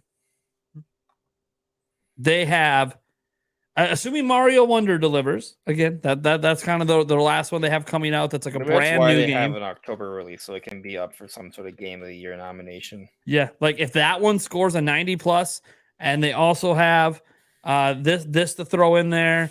You can argue the Fire Emblem game. You can argue, obviously, Tears of the Kingdom. If you want to be like, oh, what about remasters? Oh, by the way, yeah, one of our remasters is the second highest rated game of the whole year so far. It's a good argument that they could be a Publisher of the Year, but we'll see. They don't always usually win Publisher of the Year, but this is a year that feels like 2017 where they might have a shot at it. Yeah, but I also have seen where Nintendo gets a shaft because of just an anti-Nintendo bias. And this is a year that Tears of the Kingdom is probably going to win Game of the Year. We'll see. We don't know for sure because Starfield's really that one that could potentially get up there because some Bethesda games have gotten up there before. Yeah, I mean, I think Starfield looks pretty cool. Again, verdict's still out. We'll find out pretty soon. We'll find out pretty soon how that game is going to be. Yeah, what would be funny if Mario Bros. Wonder takes it. I sincerely hope that Bethesda and Microsoft are giving reviewers like a couple months to review Starfield. It feels like they're going to need that if you want. I wish I didn't have a life and I didn't have a life expectancy, so I could just like. I wish I could go back to like the ages of 18 to 20 when I pretty much just played video games. You had nothing to worry about, no kids, no. Look, I'm just chilling at my parents. They're not yelling at me to get my life together. I'm just. You don't have to feel bad about spending 12 hours a day playing Starfield. I don't have to feel bad that I cut back my hours at work intentionally to play more video games. When you're billion. When I win the Powerball here in 10 minutes. Yeah, right. I won't have to work. Anyways, we did buy some Powerball tickets, but all right. So getting more back into the Pikmin 4 stuff. The game has leaked for starters. No real surprise. Every Switch game leaks. This one took until about Monday night to leak, which was unlike Tears of the Kingdom before that. That one leaked the week before, right into the weekend. So that was pretty insane. But yeah, we got this leaked. Pretty easy to avoid the leaks because, well, the Pikmin games tend not to sell a lot of copies. It's kind of like when Kirby and the Forgotten Land leaked. We didn't really. You could freely go on YouTube and Twitter and not worry about seeing a damn thing. Same thing here. How many people even knew it leaked besides seeing a headline? Oh, the game leaked. I haven't seen anything anywhere. I haven't had to put filters up. I have not seen anything spoiled from this game that wasn't from a review or a preview outlet. And I'm choosing to consume that. So that's why I know about like the Zelda Easter egg is because I chose to consume that at an outlet that reviewed the game. The only time leaks have really mattered was for Tears of the Kingdom. The story, it's a big I guess, yeah, but I guess my point is that like I haven't seen this. That is a big point. Like if story really matters, that matters a lot for Zelda for a lot of people. I guess I'm just thinking like in terms of my own personal experience, like in terms of my scrolling through feeds and stuff. The only time spoilers have ever actually impacted me was the Tears of the Kingdom one, and it's just because it makes so much content on it that I have to be really careful. But also, I saw tons of stuff on my YouTube feed about like, I was spoiled on a lot. I was all over that Tears of the Kingdom Reddit. I was making all those videos, and you know what? Somehow I didn't get spoiled on the end, and that's all I really cared about. So it is interesting how that worked out. Yeah, like there were in hindsight, there was a couple screenshots that I saw but I didn't know because I didn't have the context. So worked out. Oh man. But speaking of sales, Shigeru Miyamoto had something to say about this. He did a developer interview. For those who don't know, Shigeru Miyamoto actually worked on Pikmin 4. Might be potentially the last video game he works on. We don't know. He doesn't directly work on video games anymore, but he did Pikmin 4, which is awesome, by the way. Glad to see the maestro back at work. Now, he talked about what they are doing with Pikmin 4 to hopefully see it boost in sales, because he's personally been pretty disappointed with how the series is sold, and he thinks they figured out why it doesn't sell. Apparently, it's too hard. So that's the general summary. Let's get into his exact words. So here's what he said when talking about what's prevented Pikmin from selling and what they're doing with Pikmin 4 to hopefully get it to sell better. There have been 3 games in the series until now, from Pikmin to Pikmin 3, and personally, I've always wondered, why haven't they exploded more in sales, even though they're so much fun to play? Why do people think they're so difficult? I get that people find it more difficult when death is a factor, but I think the franchise strength lies in its relationship with mortality. If something is irreversible, you need to figure out a way to prevent undesired things from happening. To try to prevent Pikmin from dying, you need to practice Dandori. To me, that's what makes this game unique. I think people find Pikmin difficult for 2 reasons: the controls and the depth of the gameplay. I spent a long time mulling over how we could convey these points as interesting rather than difficult. We were talking about how we want as many people as possible to play Pikmin 4. So yes, their goal with Pikmin 4 is to be the best-selling Pikmin of all time and actually reach a new audience. But if it's not Pikmin-like enough, we won't meet the expectations of those who've enjoyed the series until now. The first game provided a deeper challenge, while the second game was broader in terms of content, and we went back to something closer to the first one in Pikmin 3. But after thinking about it, I realized that we could do both. We could retain the depth of the gameplay that makes Pikmin so interesting, while providing the functional support to address the challenges around controls. I do wonder if that has something to do with some of the dog mechanics, but because for those that haven't played all the Pikmin games, what's wrong with you? They're awesome. But the doggo, for some people, and I've seen this from some Pikmin veterans, the doggo in Pikmin 4, just playing the demo, for some people makes the game feel a bit cheap, because it takes some certain aspects, like swimming across water, and making them not really a risk anymore. But we haven't played enough of the game to really know. And Miyamoto is saying that the depth is there. So the question is, I guess for Miyamoto, why the hell doesn't Pikmin sell well? As we're on, like, literally close to the eve of the game coming out. Like, why doesn't Pikmin sell? They've gotten other weird, wonky games to sell. Why can't they get this one? Well, like, what is it about this particular? Like, here's the problem. I love Pikmin. Like, I don't even, when people ask me name a flaw in a Pikmin game, I can't even think of one. And that I can't think of a flaw. Well, then why won't it sell? I don't know. Maybe because the only thing I could think of is, like, the story isn't really that deep. I don't think it's a story. I just think it's the style of game how it appeals to the audience. And I look at Pikmin 4, and Pikmin 4 has retained a lot of what Pikmin is, while also making it a little bit more appealing to a larger audience. Because, like, the camera change, it makes it feel more like a third-person action adventure game. That's a big one. When you account for the dog, it does streamline the experience. So I guess you could say easier, but it makes it more fun to explore. Right, the camera, you can see more of the environment, you can see more of the world. Your eyes are looking for more, for seeing more things. And when you account for the dog and just they've streamlined the gameplay, right? Like, there's more, you can do a lot more of things. It's more fluid. So it's just it's a less stressful, because they did get rid of the limit in terms of days or food resources. So it's become less stressful. It's become more dynamic and fluid, and it's just become more of an adventure game. It still has the Pikmin gameplay, right? You're still doing the Dandori. You're managing your resources, sending Pikmin different directions to get different treasures or things by the end of the day. Like, there is still that management part, but it's within the context of this, like, kind of whimsical, magical world and it's an adventure that looks beautiful. So I think that's bringing in a lot more people. I hope. Yeah, I hope. I mean, Like, I'm more. I'll be frank. I think I feel more inclined to play Pikmin from beginning to end than I did prior Pikmin games. I think that there's something about this that makes it feel that's more good. exciting. That's good. I mean, I look the changes you've made or that you've mentioned they made to the gameplay. I do think that will make it more appealing. My thing is, but will they get them to the door to have the appeal?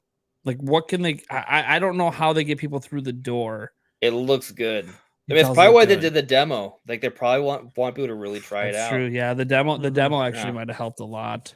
I mean, And it's not like they haven't been yeah. marketing. Like, it's weird, guys, because like you'll know I'm a news channel. I basically haven't talked about Pikmin, and there's been trailers, there's been news. Haven't really talked about any of it, and it's weird because I already bought the game. I'm going to play it. Like, I'm pretty confident Pikmin's not gonna that I'm going to beat this game. Pikmin's not as big of a deal as Zelda, right? So like, well, it's not, but it's not about the big deal. Like, I've seen very few, but I have seen like 3 other content creators actually cover the Pikmin news as it happens, and they're getting views. So I'm like, cool. So there is an interest. There just isn't a lot of people covering it. And by the way, I've already said this before. Us covering things, we might sell some copies, but like, general appeal, like when people see the commercials and they see them pop up in their videos when they're watching or on TikToks and stuff, and they see the ads, what makes it appeal? Because the thing is, I look at this from the outside looking in as someone who doesn't, who tries to examine things from an outside perspective. And I go, well, you could look at Pikmin and maybe think it's a kid's game. Kids games don't if you always know, necessarily yeah, have, but you'd be like, oh, so does Mario. I'm like, yeah, but Mario's a lot bigger franchise. people know what Mario is. Yeah, it's a lot bigger IP that's been around a long If you time. don't know what Pikmin is, like if you don't pay attention to news or gaming, or if you Yeah. don't have friends who've played it, we talked about it with, I like, if I were to just kind of think of myself and I just look at it without knowing what it is, I'd be like, okay, that looks. There's nothing about that makes me want to play that. Like, it doesn't look unappealing. It's just, oh, well, I played Wonderful 101. I'm like, okay, so it's a kiddie version of Wonderful 101. Got it, but it's not. But like, just watching a trailer for it, it's like, but nothing about it. I would need to. Yeah, it is interesting. I am now trying to think about from the perspective of someone who doesn't know anything about Pikmin. Yeah. There's no experience with it, and then you it? see an ad. You own a Switch.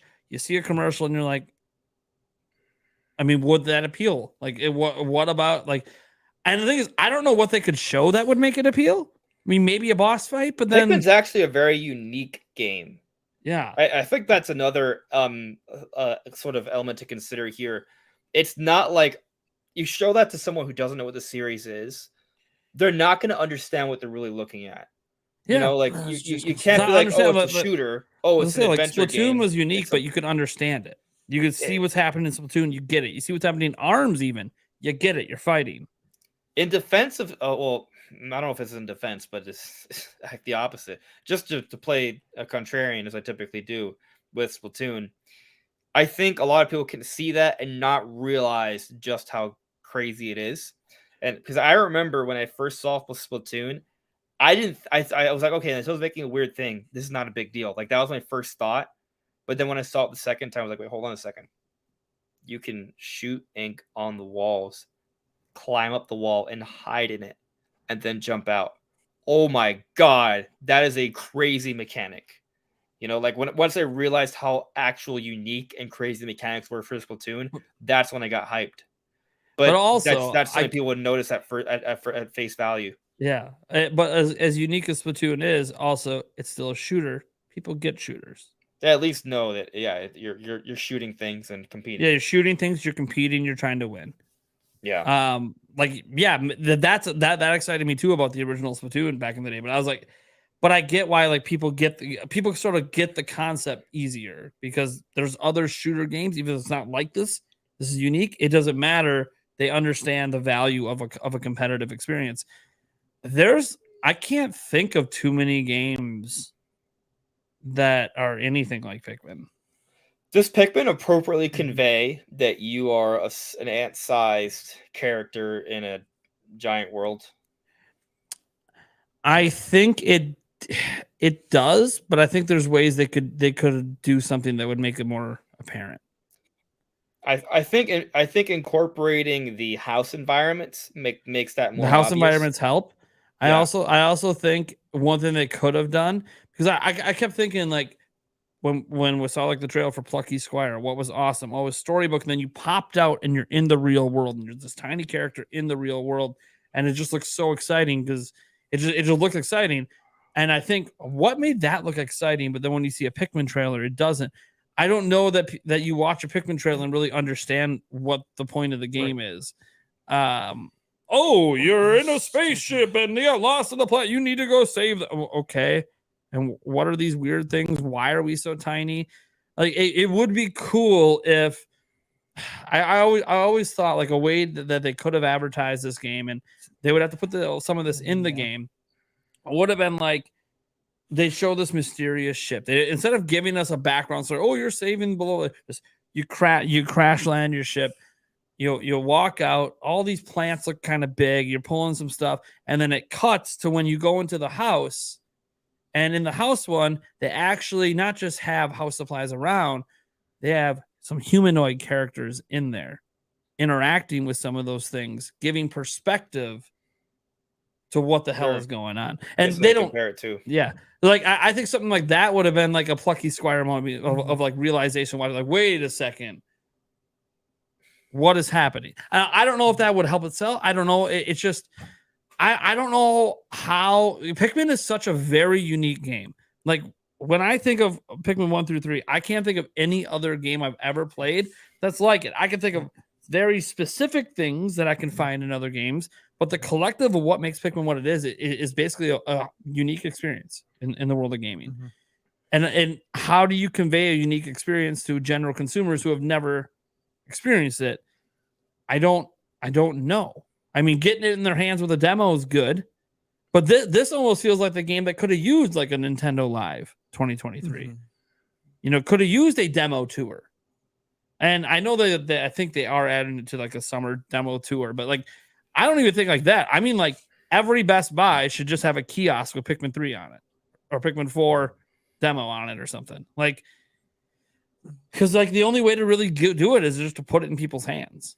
And I don't, how do you get people to choose to do that? I don't know. So I think you were onto something, Nate, though. People understand shooters. People understand platformers. People understand, your major genres and stuff like that. This game, I haven't played any of them, but it's such a, as you guys have said, it's such a unique experience that it just from the trailers itself, all it looks like is I take these little dudes and just chuck them at things, and that's it. And that's the game. That's what I get out of it when I watch the trailers. Okay, whoop-de-doo. I mean, and you're not going to pay more attention to it until it earns your interest, exactly. right? Like, so that's the tough part. One thing they could also do, they could go completely all in on we're Nintendo and our other IPs appeal. Let's cross over those IPs hardcore into this game. Mm-hmm. So like, we have a Zelda item, right? But imagine there was a Zelda world, a Zelda level, a Mario level. That could now start to get Mario and Zelda fans and people who don't pay attention to Pikmin start to pay attention to it. And then you're just selling more copies because you're selling it to your audiences of your other games. That would have been another way to maybe. It would be interesting to explore like a Mushroom Kingdom level, or like a Hyrule Field thing. And like a little bit. I think that would have appealed. Or that would have at least made headlines on Mario websites. Like, imagine the Minish being like a factor in a Pikmin level. Yeah. But that's what I'm saying. Neat. Like, as a Zelda fan, I'm like, oh baby. But I also love Pikmin, so I'm like, that might be a good DLC idea. But that's sort of my thing. Is I'm like, if you can't get it to appeal on the merits of what it is, because it's so hard to convey it, then maybe you just convey it by incorporating your major IPs into it in a way that gets them to try it. I don't know. I mean, it's cross promotion, right? Yeah, it's cross promotion. That's what it is. Yeah. Yeah. Something about, and then you do like a little Pikmin update in like Tears of the Kingdom and you start to have some of the Koroks reference them, and then they start pulling out like a little Pikmin plushie, and you're like, what the hell? I guess my perspective is there's something about what you said. It's not that I disagree, but I don't like it. Like I feel like as a Pikmin fan, I think those kind of things would be cool, but it's just to appeal. If they did it from the right. beginning, you might feel different. Well, yeah. If they if they try to shoehorn it in now, it'd be first off, right? The Pikmin, it wouldn't. It's not depending on how they do it. I'm not saying it couldn't be done in a way that would not make possible sense of the Pikmin world, but it just kind of it would just feel like I can't imagine it making sense. Salesy. Yeah, but it's also, but if it sells copies, right? But my other perspective on it is, I feel like they shouldn't have to do that. I feel like they should be able to sell their games on the merit of their own games. For perspective, Sony comes up with new IPs maybe not all the time, but with some fair degree of frequency, and they're able to hype it up to their audience and get people invested in buying it. You know, like they can do that. Can you give examples? Well, I mean, Horizon's still relatively new, right? And but it's an easy to understand game, action adventure, popular, open world. Sure, you're just hitting on all the things people already know and understand. Little Big Planet. Like, it's easy to explain. You can watch that trailer and understand this is an action adventure game. Sure. Well, I mean, they made Pikmin 4 more of an action adventure game. But do you understand that from a trailer? I think we'll see what the sales. By the way, I want the game to sell well, but I'm just kind of like, oh, just because they put the camera over the shoulder, does it really explain anything? Like, oh, it's sometimes over, but other times it's not. And the trailer looks wonky, and you're pulling these things, as Eric said, you're just chucking things and... Like, I think that Pikmin's just really hard to convey. Like, Sony does launch new IPs and does do new things that work, but they work in existing genres that are easy to understand. And also, their games are all significant story, like heavy story. So they get you invested in a story. This game, Pikmin's never really been story. So you're not going to get an investment from a story perspective. So your investment's totally gameplay, which is what Nintendo does best. And by the way, the gameplay in the Pikmin games is fantastic, but getting people to try the gameplay, I don't know of an easy way to sell Pikmin. Like, if they put me on the marketing team and said, hey, how can you sell Pikmin to a new audience? I'm like, grassroots campaign, go out and hand out free copies. People will play it if it's free. Make it free to play. I don't know what else to tell you. Free to play Pikmin. I think Pikmin 4 is going to be the best-selling Pikmin game to date, and I hope so. Hope it all sells 3 Deluxe. 3 Deluxe is the best-selling at the moment. Question is, though, is like 3.5 million? Is that because it's the best game, 2.23, or is it because it's 2.23? Yeah. Is it because it's gonna be the best game, or is it because of the Switch effect? I mean, well, Pikmin 3 Deluxe sold 2.23 on Switch, so I mean, if Pikmin 4 beats it, that is going beyond the Switch effect. That is just being a good game. Yeah. I just, there's something about it to me that I think Pikmin 4 is going to do better. I mean, it just feels magical. It feels like, I look at Pikmin 4, there's something about it that I think just looks amazing. I think a part of it is the graphics. They went with Unreal. The way Pikmin's the lighting always works adds more depth.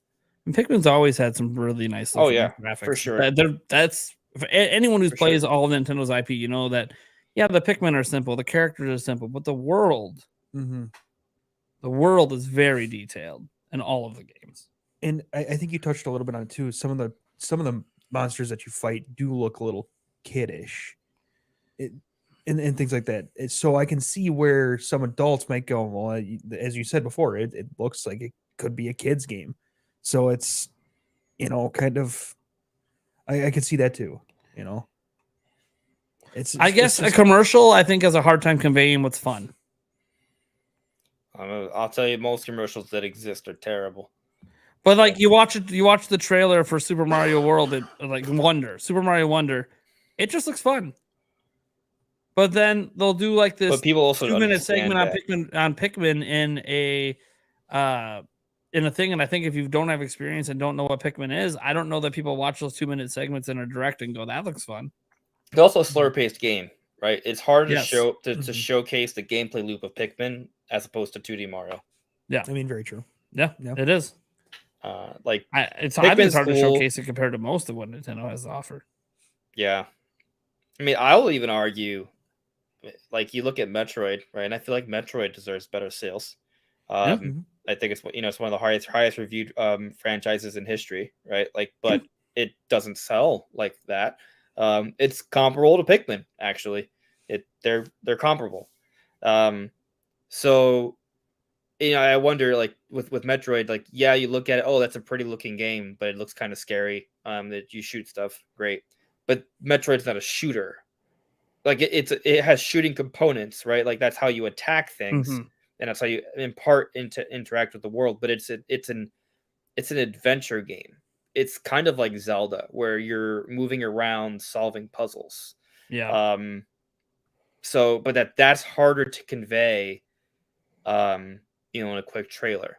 I'm not saying, I mean, it's definitely possible. I think people do understand that to an extent, but it's different. And maybe the other thing, it's not even so much. Maybe part of it is just kind of like making it clear to people what these games are, but another part of it may just be, while that may be a really cool concept that may be very well executed for what it is, it's just a concept that people just don't care about as much. Some of the best movies of all time are not some of the most viewed movies of all time, right? But I liken this to this where my parent comes out. How do you know you don't like it if you haven't tried it? I mean, yeah. The key thing is getting the attempt to try. Like if you could have we've seen this with many game franchises over the years, not just from Nintendo, other companies, where they'll release a game and it sells incredible, but the user reception is garbage, and so then like the sequel sells even worse and worse. You'll see this even with movies sometimes. A lot of hype going into a movie does really, really well, and then the next one isn't as good because guess what? People who watched the first one maybe weren't that impressed. They went based on hype, and now it might be kind of like a YouTube video. You ever sometimes put out a YouTube video and you do everything you can to make it work, and it just doesn't. That's every day. It just doesn't. I just said that's every day. Right. I'm trying to get back to those 50, 60K Zelda view days. It just doesn't work. And there'll also be times where you do something and it does do incredibly well, and then it just stops. No apparent reason. The algorithm just like, oh, that's it. We're gonna stop sharing this out. But why? It got a lot of views in a short amount of time. The analytics all show that people loved it. Why did it stop? Yep. I think it's just kind of one of those my video last night. My video last night on the Zelda rumors and all that stuff we talked about in this podcast. It has a 27% click-through rate. It is the highest click-through rate on a video this year for me. Wow. And yet, 12,000 views. Doesn't make any sense. That makes no sense. Like, it's legitimately YouTube's just not sharing my video. Like that's the only explanation. It's got 5+ minutes of watch time, which is way higher than my normal videos. It's got 27% click through rate when they do show it to an audience. It makes no sense to me. Like, I know this is a YouTube thing, but I'm just like, I am confused. But then maybe that relates to games. Like, the player satisfaction of a Metroid when you play it is very high. When people play Metroid, they tend to really, really enjoy it. But then you have to play it, though. Getting people to play it. And now in the case of YouTube, some of that's out of our hands. Like, why isn't YouTube sharing the video more? I don't know. There's only so much I can do. YouTube's got to share it. Right. And it's not like we're not even like complaining to the people who work at YouTube. There is an algorithm. Yeah, it's all automated. Yeah, like they try I'm just not in favor with the algorithm at the moment. And that's cool. There's a myriad of variables. What I was ultimately alluding to is sometimes it's just luck. I don't want to chop it down to just that, right? I mean, I think you can bring luck. You can facilitate your luck, right? The more you try, right? The more you get word out there. Oh, this is ugly. Sorry, in my head, I just said, oh, this would make Pikmin popular. You make it free to play, you advertise it, you keep it at the top of the charts, and then how do you make money on it? You sell Pikmin types. And I just sat there and said, this is so evil. Why am I going down this evil EA route? You might as well just call me Andrew Wilson, Bobby Kotick, and just kick me off of YouTube. I just came up with the most evil idea for you. Yeah, right? Wow. Wow. Look at that. I got another idea. what if they had like a commercial, or maybe not even a commercial, like just like a real life event where they had someone dressed up in an Olimar like suit, like, you know, they wore the helmet with a little thing, and they have a whole bunch of like Pikmin dolls that have the Pikmin like 4 cartridge, right? Like the case, and just chucking them like actual, like in real life Pikmin, and they're chucking them at people. That would be hilarious. And it's just kind of, it's just showcasing, hey, this is what you do in No. Pikmin. You throw You know Pikmin. the thing is about that. See, that's what they needed to do. They needed to figure out a way to make a viral marketing campaign that makes other people start doing it.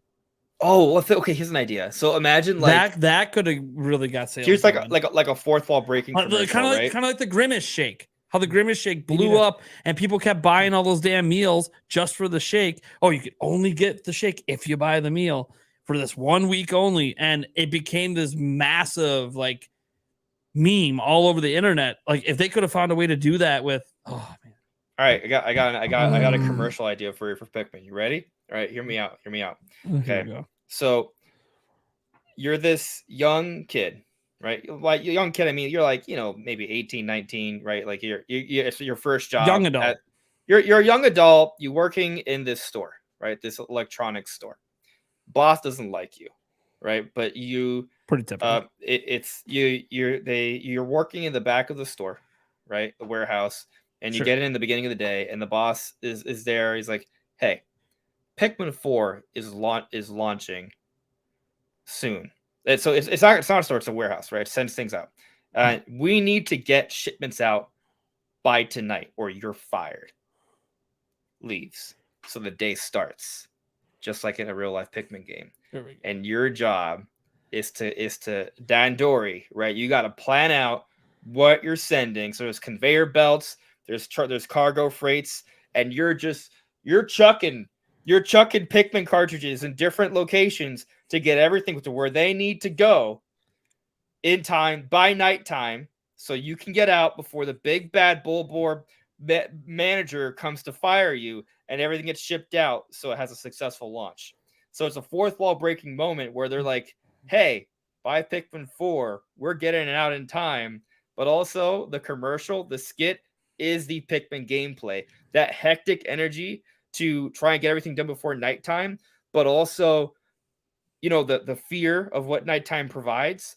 And then also the management, the Dandori gameplay style of throwing things in different directions. Heck, I mean, if they want to get extra, you could actually be throwing Pikmin, and they could be helping you to get the Pikmin cartridges. You are literally throwing Pikmin so they can move around the cartridges to the right locations. I like it. Yeah. It's a good commercial. Nintendo, Yeah. you could have Good done commercial. this. Yeah, I'm still gonna go out the TikTok route. We need the Yep. Pikmin challenge. Yep. They should have did something completely stupid that makes me want to do the Pikmin challenge. It's like the game throw burrito, but you do Pikmin instead, and you just chuck them at each other. Yeah, I mean, all they would have to do for like a Pikmin challenge, like I'm. By the way, I'm not good at coming up with ideas for challenges, as you see at Prime Gaming Fest. But well, all they would have had to do is hire like someone who's just really big on TikTok to do the Pikmin challenge, and they just come up with some stupid. I don't know if it's like how many Pikmin you can fit in your mouth. I don't know what it would be. It was some stupid challenge, and then it would have just taken off. People would just take out. You just create a viral marketing plan. Where now, what's trending on TikTok? There's 18.3 million people talking about Pikmin challenge. What the fuck is Pikmin? Right. So like, I don't know. I this is why I'm not one of those people. I'm not an idea person for challenges. I can't do it. I barely come up with ideas for videos. Okay. So, and I do news. Look, I'm a news channel. All I got to do is go to like nintendolife.com. There's a news article. There we go. That's my video. And I still can't even do that. So, but no, I have no idea what they could do. I really love your commercial though. That's a sick commercial. That is a commercial. I mean, that'd sell me. If I saw it, that would sell me. That would be a fun skit. Mhm. Like, it would be cool to make that. That would have been for that. Once upon a time, I had ideas to do like little short films on the channel, but I don't have the resources or time to really do that now. Imagine if you can condense this idea down to a short. Mm-hmm. It's a possible. 1 minute short. I think it could go crazy. Especially, I mean, it's too late now, but if you were working on it for a few months and kind of got it out right around launch, oh man, that would have been. It's too late because it can't pull this off in Pikmin 24 5. hours. Pikmin 5. Yeah. Yeah, I mean, I do hope for the sake of this game that it does become the best selling. I hope it hits 3 million plus sales. I would like to see it do closer to like Forgotten Land numbers, but that's 5 mil plus. I don't know if it can do that, but look, Miyamoto has been wanting this thing to be a bigger success than it is. I can say the quality's there. The reviews back up that the quality's there. People who play it love it. So we just get people to play it. Like the only reason Yulia, my fiance, and she had never heard of Pikmin until I bought Pikmin 3 Deluxe and she saw me playing it. And after sitting in the living room while I played it for like 3 hours, she's like, "Can you give me the controller? This looks like a lot of fun." But it took 3 hours for her to like get it. And I understand why, because it's a slower paced game. Like you don't always get it right away. And now she loves it. I don't even know if I'm going to get to play Pikmin 4 because she'll probably take my Switch and play it because I only have a digital copy, or she'll make me go buy her a physical one because she was really looking forward to Pikmin 4, and it's like, damn. I'm like, the appeal of the game's there if you just play the damn thing. But man, thank you, Taker610. Had a little super chat he popped off here. I kind of actually like that Switch 2 mock-up. Do we want to end talking about that? Yeah. Yeah. Should we? I mean, it's fake. Yeah. But I mean that's not really the debate. Well, I mean, there's some other stuff. I got the Microsoft expects Switch 2 as early as 2024. Lead the combo. Lead the combo, Andres. Yeah. I guess that you could argue it's a slow Switch 2 news week, but I mean, sort of, not really. It depends on what you consider news. If you count this tomorrow, and 5 hours ago he did put up a new GIF. He now shows it docking. It's bullshit. Of course it's bullshit. It's very well crafted bullshit, and I appreciate. Right. Here's the thing. We have mock-ups of Switch 2. We have other people who have done this in the past. They just didn't pretend it was real. This guy keeps pretending it's real when we all know it's not. It's clever, but why are you pretending it's real? That's the part I don't get. Yeah, and you know what? As we're creators, right? So I personally think that you shouldn't really like dog on other creators, right? In general. Absolutely. So I mean, it's kind of like when you're an athlete, right? Like, do you ever see athletes talk trash about other athletes? If they do, it's kind of like, oh, you shouldn't have done that, right? Usually because of some personal beef, right? But it's not a good idea. No, it usually doesn't go well. It's entertaining. It's entertaining, yeah, but it's not entertaining for the people involved. I'm sure it's not good for people's careers. Is what basically I'm saying. I think it's unethical, right? I'm not saying you should go to jail for it or anything. I'm just saying. You can trash talk all you want, right? It's just. I mean, I love the trash talk, but it depends. There's the trash talk in the spirit of competition is fine. Like when Michael Jordan's yelling at people on the court, "You can't guard me." That's just entertainment. Mm-hmm. Yeah. But like if you go out in public and start to say he's a piece of shit, fuck him, fuck his kids, like, okay, yeah, that's too far. What are you doing? Right. But like, for example, let's say you and I are gonna make a video and it's like on the same topic, and I'll be like, oh, I'm gonna get more views than you watch, right? Like that's different. I don't think I've ever, dude, we've talked a lot. Have I ever done that where I'm like, I'm gonna get more views than you? Look out. No, but the thing is, you're bigger than me, right? So you, in general, I know, get more views, but right? That's why. Okay, yeah. But there was that one Donkey Kong video. I was like, I don't think I told you. I was like, oh, I'm gonna get more views than him. Watch. Did you? I don't even remember. Only one time. Only one time. Yeah. There's also a difference in a friendly competition. Friendly competition. There are times I'll glance at the views in your video and I go, "Oh man, his video today outdid mine." Well, how big are? What? Should we want to swap channels quick?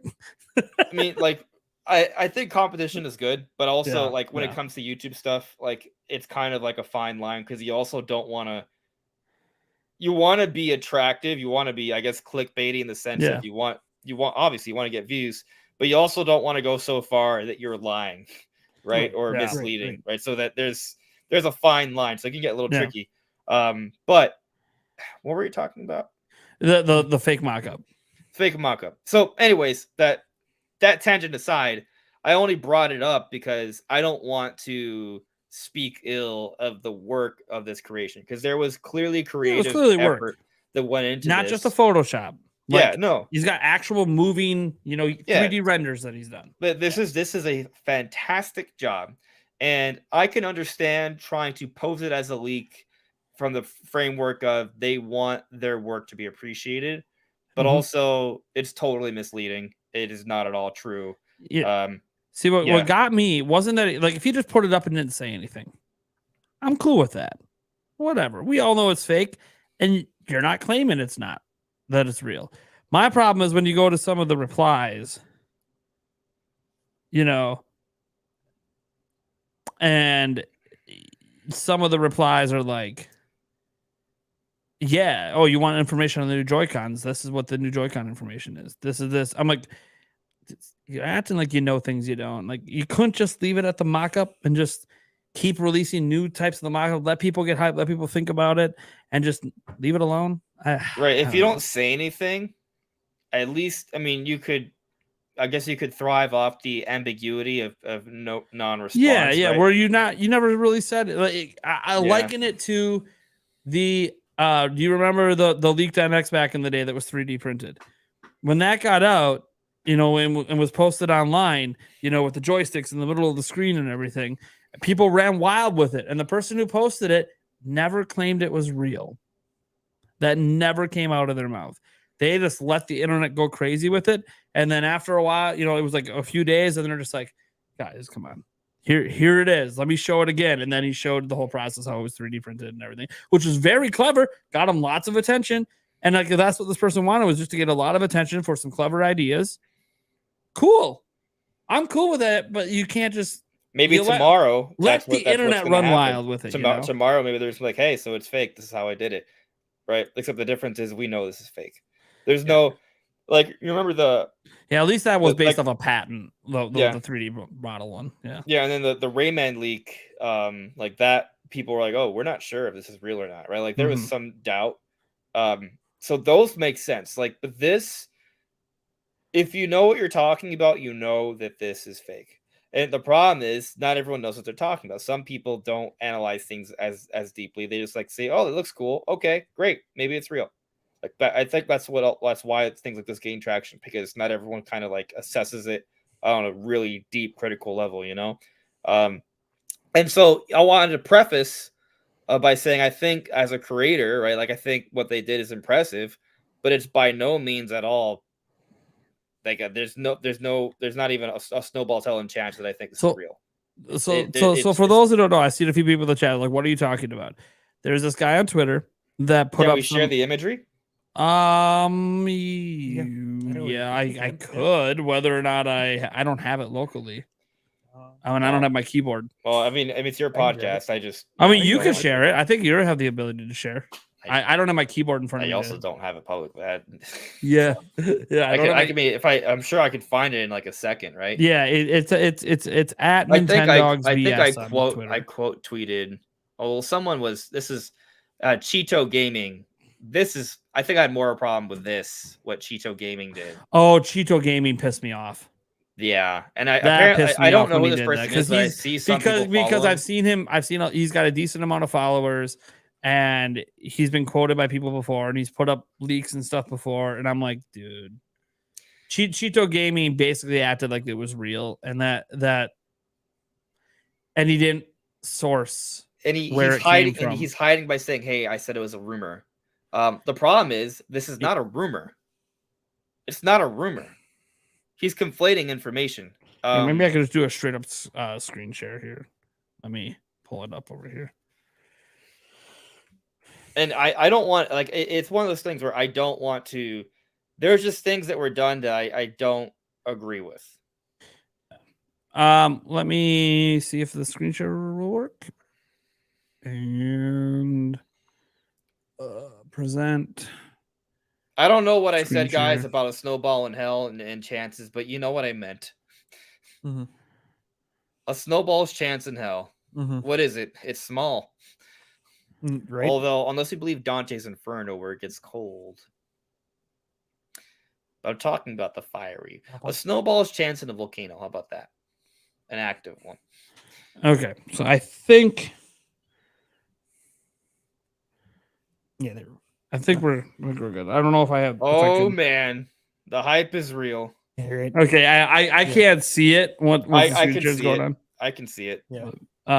Anyways, We're okay, good, yeah, yeah. it's live. Yep, Okay. yep. Can All you right, scroll so down? this is the account that Oh, it all roughly originated can't from. see. And if we go down, it kind of started with this. Okay. He's a new account that joined in July, and he did this. Yep. Okay. He put up these mock-ups.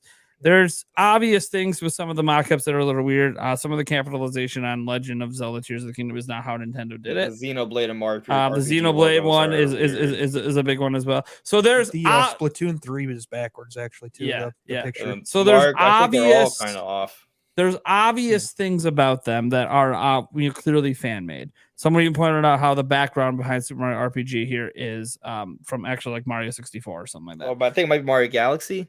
Or the Mario Galaxy, yeah, I think something it's like that. The point is, there's a billion red flags. Okay, tons of them that it's fake, but it is neat, and it is a concept that we haven't seen anyone come up with before. And him just posting this and doing hashtag Nintendo Switch, Nintendo. I don't like the leaked part, but whatever. Cool. This isn't a big deal. I literally already used this image mock-up in one of my thumbnails recently because I just wanted a new Switch mock-up because we've been using like the same ones for a while. You know what's interesting? I almost never use any like fan-made mock-ups. One, because I try to use just like official stuff and like, it around. But also that's just something but it's hard. It's hard to make Switch 2 thumbnails without using a mock-up of some kind. Yeah. And then he posted this Joy-Con 2. I find this image more impressive than the first and one. This is this looks official. I don't know what language it is. I think it's Italian. Someone told me, but I'm not 100% sure. Can I read it? Nope, it's not Spanish. Yeah. So it's interesting. It looks like exactly like a document. Like this looks like an official thing, and it's very well done. Maybe it's not because maybe the text is a bunch of bullshit, but I can't read it. And that's maybe part of the point is that unless you are this native language, you can't read it either. Okay, cool. You just hashtag I'm cool with this. It's whatever. The guy's having some fun. Doesn't bother me. Okay. We haven't even gotten to the really impressive stuff yet. Then he did this. Okay. This was his 3D render mock-up of the new UI. Oh, was it made in Blender? Yeah, maybe. I don't know what he made it in. And there's red flags in this as well. The biggest one that people point is Super Mario Wonder instead of Super Mario Bros. Wonder. But one red flag cool, so far I'm cool with this. Like Nintendo would never make a UI look like this good. No, they don't. And it's a nice UI. It's slick. It's fine. Also probably uses too much RAM. Probably. But the point is, it's neat. And I'm not even mad at this guy. This is just cool. We've seen mock-ups before. That's good. This is neat. Then he does this thing tomorrow. What does that mean? Puts an image from the launch trailer of Switch, like the reveal trailer. Maybe he has his own version. I actually want to see it because I think he's made some cool stuff. And then he does this one, showing it going in a dock, going down a warp pipe, popping out of the warp pipe, and boom, it's on your TV. That's so fake. And then you see some details on the game pop up on the screen. So potentially in this situation, the reason the dock is this way is you might be able to get extra information or certain things on that screen while you're playing. Sort of like it's a side tablet. And you know what? A lot of people do have tablets on the side while they're doing things. So, okay. It's just a concept. And you know what? If this is all this was, I'm kind of cool with what he did. It's fine to me. The problem is, like, when he goes to some of the replies, his Twitter handle is at Nintendogs BS. BS, which is, I mean, if you don't know what that acronym is for, it's for bullshit. And if you don't know what that figure of speech means, it means probably not true. Yeah, like it's just I don't like any of this. Like, it's not an adaptive dimension of the new Joy-Con are the same. Like, literally acting like this is a official thing. But for the most part, I'm not really mad at that person. Okay, to be clear, I'm not really mad at them, and I'm for the most part fine with how things turned out. But the problem was Switch Force put it in a video yesterday, but he was straight up that it was fake the whole time. He just wanted to talk about it because it's really neat looking and it's one of the most in-depth mock-ups we've seen in a long time. It's a very well done mock-up. Yeah, we haven't had concept since the Switch Pro days. We haven't really gotten any more really neat mock-ups until this one. So it's cool. It's neat. And so it's fine. And he clearly didn't have much else to make a video on at the time. So he chose to do it. And that's fine. That didn't bother me. But then Cheeto Gaming and like 4 other people started acting like this is a real thing. Some of them being content creators with a bit of a following. Hiding behind the guys, it's just a rumor. And that really set a lot of people off. That got people like, you saw RGT, Spawn Wave, all these other kind of come out. Who the hell believes it? It's clearly fake, blah, blah, blah, blah, blah. Like, this isn't the Zelda OLED edition leak that was very, very difficult to really prove if it was fake or not. It turned out it was 100% real. Mm-hmm. And that's why it was so hard to prove that it was fake. There were arguments for it to be fake. Andres made a whole video doing some close examinations on things that just feel off. Then maybe didn't matter. It was real. It was real the whole time. Cool. I was back and forth on that one. I first thought it was real, then I thought it was fake. Then I thought yeah, it was but real. that's the thing. Like, even when you point out you're nitpicking at things that aren't really definitive and could just be maybe because of the quality of the photo taken, right? Like it pre-production version. Yeah, pre-production. So like, and it turned out it was 100% legit. So it's kind of like, but this from the very beginning gave obvious signs that it was fake from the very beginning. Beginning. The first off is it's all portrayed as promotional material, so as if it's final. Yeah. And there's nothing about this that makes any sense because first off, they're not showcasing any Switch 2 games. Right, like that. As you pointed out, the Tears of the Kingdom font is like that. They're like so. It would be a system launching this year, clearly with the game shown. Right. So here's something that maybe some people may confuse some people. On YouTube titles, a lot of us may capitalize every single letter. That's just kind of something that is done, but that is not how it typically is portrayed. Like if we're writing that out, like in a description or a website or a blog or a Twitter post, like we're gonna say Legend, the Legend of Zelda, and the ofs and thes are going to be lowercase unless it's the first one because the beginning of a sentence or title. But like that's weird. That's not something that Nintendo would do for that. No, they don't because I'm looking at it right now and it's the normal case of the first word and then Legend, lowercase of the keywords have the uppercases. Yep.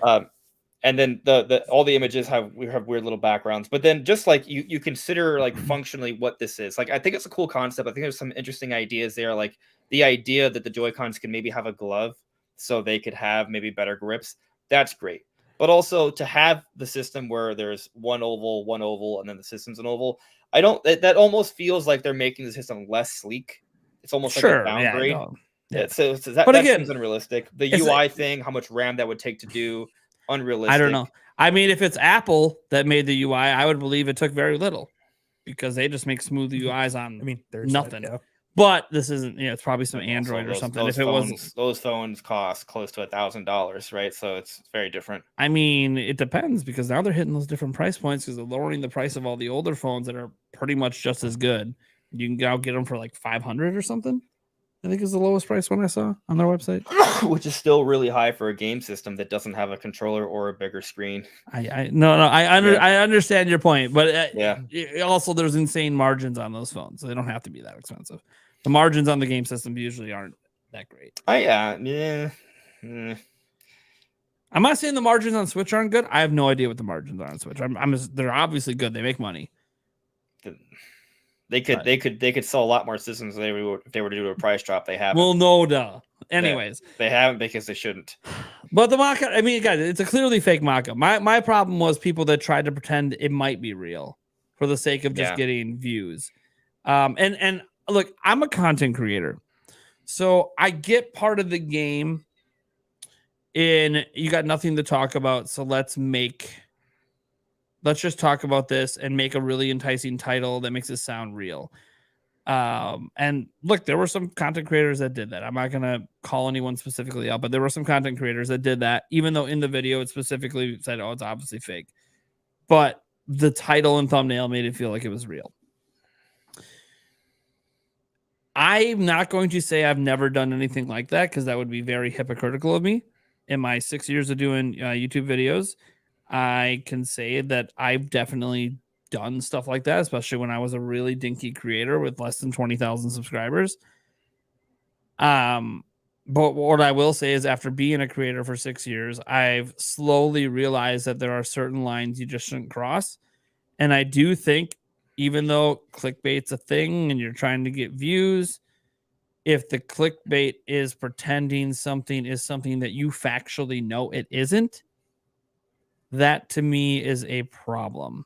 As an example, my title on my video yesterday that I posted late last night, total clickbait rumor, new Zelda game, announced later this year or whatever.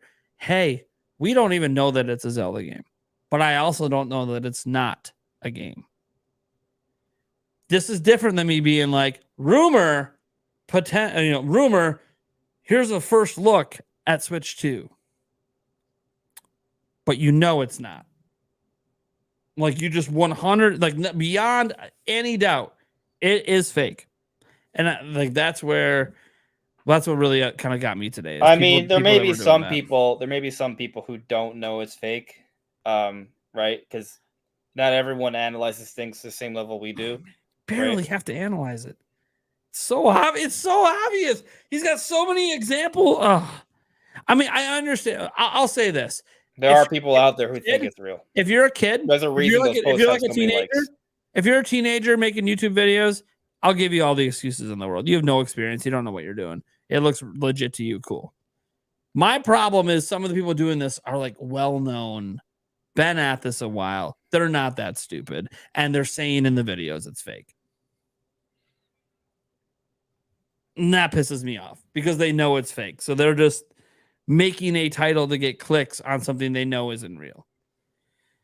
It's fine if you want to say, hey, everyone's talking about this latest mock-up of Switch 2. That might get people going, oh, why are people talking about it? That's fine. But I don't know, man.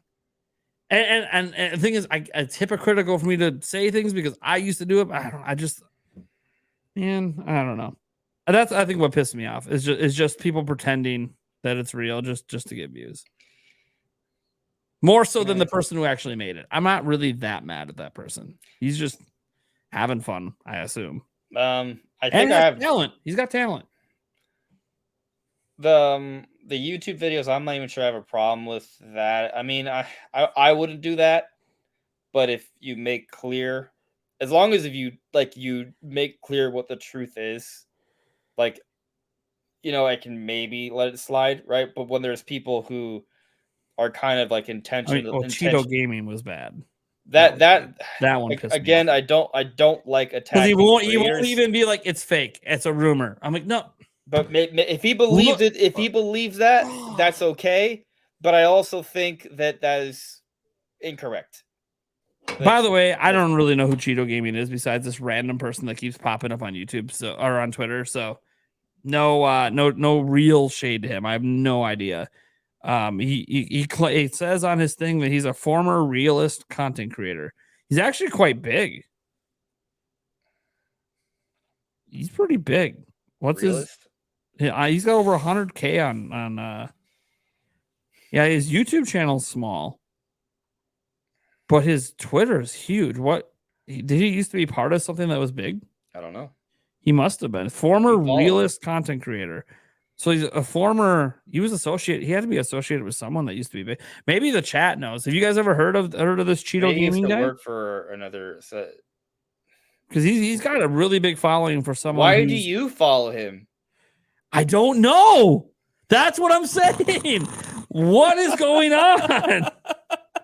Who is this guy? And by the way, so his tweet, it just says, rumor, the Nintendo Switch 2 may have leaked, but take it with a grain of salt. Announcement might be this year with a Q1 2024 release. So the second line I have no problem with. There is a rumor that an announcement might be this year with a Q1 2024 release. That is a legitimate rumor. But the first line that Switch 2 may have leaked, what has leaked? Nothing. But he posted the images of the Nintendogs guy, the 100% fake stuff. And I don't think he it's sourced kind of them either. it's kind of it's a very confusing message. So those who are not in the know might think that this imagery is a leak that he's saying that has not happened. There has not been a leak. Now, sometimes you can call there are people who call things leaks when it's still a rumor. So that's kind of like a gray area, but there hasn't been any rumored leak. There's just, I don't know. Would you call the legal stuff that's come out of Microsoft and the FTC court case a leak? Because that's kind of the most I would call it is just affirmation. It's information that they knew was going to get out. Maybe they didn't want it to get out, but it is out, right? It's like, not as an example, it's intentionally potentially out. The name of the system is in the documents. It's also redacted, so it doesn't really matter. But I was watching your video on that. I was like, man, I wish we could just peel I know. away. I was like, why couldn't this be the Sharpied one? Remember, but there was a document earlier, the case that was Sharpied. I'm like, oh, why couldn't this be Sharpied? I even printed the thing off and tried to photocopy it just to make sure. I'm like, no, the detective Sharpied work. I wish we could just they actually blacked it out.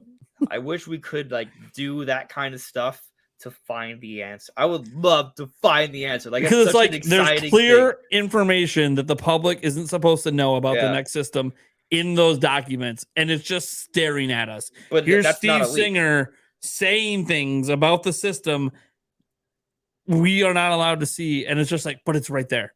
It's literally like, I see. It's okay. All right. But just gotta let it go. I guess. So if you want to reference that, fine, and say, "Hey, yeah, look." I will say this. I get this on my Switch 2 videos sometimes. You know what it's like. You make a Switch 2 video, you're gonna piss some people off because people just don't want to even see those. Whenever videos. I make a Switch 2 video, anger comments. I would say I'm still almost always positive in terms of subscribers whenever I make a Switch 2 video. Yeah. But I also lose more subscribers than any other video. Yeah. Like I see people unsubscribing for this. Absolutely. Videos. Like there are people that see that and they're like, oh, screw Andres, he's an asshole. Yeah.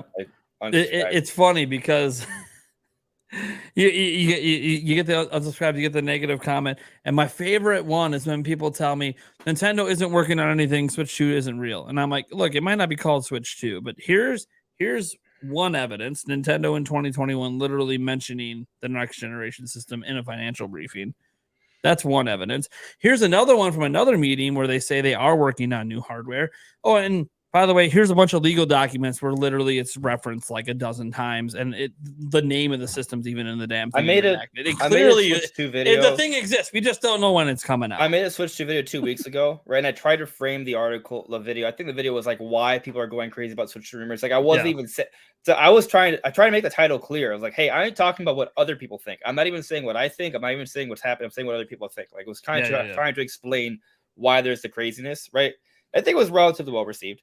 And I think I had like 7 different articles sourced. And then there were comments saying this is fake, there's no news. But there were several articles, some of which were from a legal case. Yeah. Like what does not count? Like at what point is it not news? Like I don't understand. Like people have opinions, man. Yeah, I think I noticed on I can't remember one of my videos recently that I did that went over this stuff. Actually, yeah, I gained like 50 subscribers off it. Actually was one of my most subscribed videos in a bit. And it also dealt with some of this stuff. And I think the difference was that I didn't frame the video necessarily around Switch 2, even though it was clearly about it. And then in the video, while the Switch 2 came up on screen, this was dealing with the legal documents. On screen, I was showing the actual evidence, the way, like, I don't know if you've seen my videos recently, the new way I do it, where I'm down in the corner and I'm just, I'm not just talking. Here you go. Like you claim. I saw you do that for the Jeff Grubb. I started doing that because people kept saying that, like, if you just throw a screenshot up, it's not good enough. I'm like, fine. Well, you can Photoshop a screenshot. Fine. I can Photoshop a screenshot. You're right. Fine. You know what? I like the way this other guy's doing some content. He does it sort of like this. I'm going to do it like this because you know what? I don't want to hear that I don't have sources anymore. People always say your source. I link it in every video, but you know what? Here you go. I hit a button. You saw it firsthand. The information's not from me. You can mock up. Here you go. You can mock up. You can fake tweets. You can fake this, but I'm showing you it in real time. It existed. Even if it doesn't exist, you can still mock websites and you can Photoshop and put it behind you with a green screen effect. But yeah, you know, you can. Yes, but it's much more believable when they're like, oh. Look, there's an actual URL in there, and then he clearly hits F11 and it goes full screen and he's scrolling down and it is a document. Look, all of it can be faked, of course, but it just looks much more believable. Right. And then obviously I do have it all linked down in the description. So then if you really don't believe me, even though you saw it, you could actually go verify all the sources yourself. But since I started doing that, I've started to get a bit less dislikes and a bit less people running away from my videos and unsubscribing. Do you think I've actually used this green screen for more than just hiding this wall and a mess behind me? And just like, hey guys, before you put that green screen, it wasn't that bad. This is a real image. Look at my hands waving around it. Look what it says. I'm trying to find my. I'm touching the image. Yeah. I'm touching here. it. It says Microsoft employees expect Nintendo Switch as early as 2024. Yeah, right. Therefore, the competition is gearing up for Nintendo's new system, which means if the competition is preparing it, it's because they think there's a realistic possibility it could happen, meaning that there are trained professionals who think it could happen. Therefore, the conversation is at least worth having. Dev kits. No. Dev kits. No. They do not. Dev kit. Anyways, Interesting. Until we have even if we have a photo of a dev kit, people are still gonna be like, well, that could be fake, and it's truth. It could be. It could be that people are there's some amazing things that people can fake. Yeah, amazing things. Yeah, but I mean, and I don't know, like, but I do like it now that people are kind of coming around and be like, okay, yeah, the thing exists, but can we get some real news? I'm like, no, that's up to Nintendo. Just to be clear, there is no real news until Nintendo says something. So, like, nothing's for sure. The news are that it exists. The news is there's plans for it. The news is, there's some third parties that are thinking about bringing games to it. Cool, but what you want something more? You want to know what it looks like? Yeah, you're not going to know that till Nintendo shows us, unless it somehow does leak like the Zelda OLED did, which since the Zelda OLED leak happened, you can't rule out that there can't possibly be a manufacturing leak. It is theoretically possible because we just had it happen. Can you this imagine year. Getting that 4 months early? Well, there's a manufacturing the OLED leak came out like at the day before New Year's or something. Yeah. It was like December 31st, I think, when we got it. And that didn't come out until what, April? Mm-hmm. And it wasn't announced until like 2 weeks before, right? So like we didn't know it was real for like more than 3 straight months or something. Which is crazy. Yeah. Yeah. So can you imagine getting a Switch 2 leaked 3 months ahead of time? You know what it makes me think? I think we're gonna know about Switch 2 like I'll know this. Once we're within about 6 months of release, they will announce it. I will not fall for another beat 'em ups video claiming he has it early, like he did with the Zelda OLED. I will never fall for a video like that again. Well, I don't know. He went back. If you watch that whole video, he like says, "Oh, I faked it. Oh, no, I didn't. Oh, wait, yes, I did. Oh, wait, no, I didn't." He explained later in the live stream that it was entirely faked. He never had it early.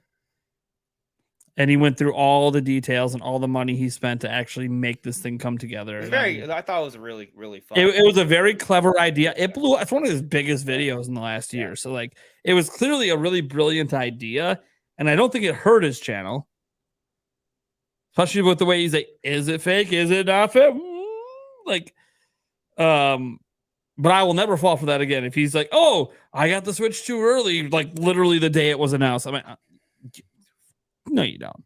Look, here's the thing. He had an initial video, and then later on he had the reason that it was seen as believable, outside of the fact that his initial video didn't really explain that it was fake, was that he was one of the people like me that got the Switch OLED early. We actually got our hands on it about a week to 2 weeks before it actually came out.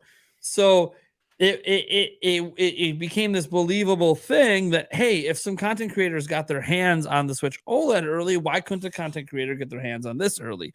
Never mind that when we got our hands on the Switch OLED early, it was already announced for months. Not like just announced. But then, but it leaked. So maybe I had a friend at a Chinese factory and blah, blah, blah. And I'm just like, sure, there's a long, convoluted way where he spent millions of dollars to get access to this thing early. You're correct. And for a bit, I'm like, maybe he did. He's just got that kind of money. He bought out a GameStop. Like, you know what? Maybe he's just got that kind of money. He's rolling in it. It's cool. Maybe I'm rolling in it. I don't know. I haven't checked my Powerball numbers. But I'm sure Yuli is right now. She probably texted me. I don't even know where my phone is. But yeah, I don't know, guys. They're just. I like talking about the next system because it's so obvious that it's probably coming next year at some point, and it isn't that far away. Within the next year and a half, it's going to be in our hands, and we are in another transition period. And this is the first time I've been in a transition period as a YouTuber. So this is like a really cool time for me. I made some videos back on the Wii U days and stuff like that, but like I wasn't really taking YouTube seriously until Switch came out. And this is the first. I've never been through a console transition. I don't know what this is like. I'm a tech enthusiast. I'm always excited for what's next. I don't know if anyone knows what this is going to be like because this transition is going to be nothing like the Wii. It's not be nothing like Wii U because I thought the Wii U didn't even exist right. when you transitioned. I mean, just being honest. I mean, you think about it. Think about all the popular Nintendo channels today. It kind of happened because of Switch. And so it's going to be crazy, man. I don't know what this is going to be like, but I'm excited for the ride. And you have some content creators that are completely dedicated to they want to be number one on Switch 2 for everything. Maybe it's a good bet if it's called Switch 2. It's a very good bet. I mean, give an example. A guy that I've been watching forever. God, I've been watching him on YouTube for like a decade. Obi-Wan Plays.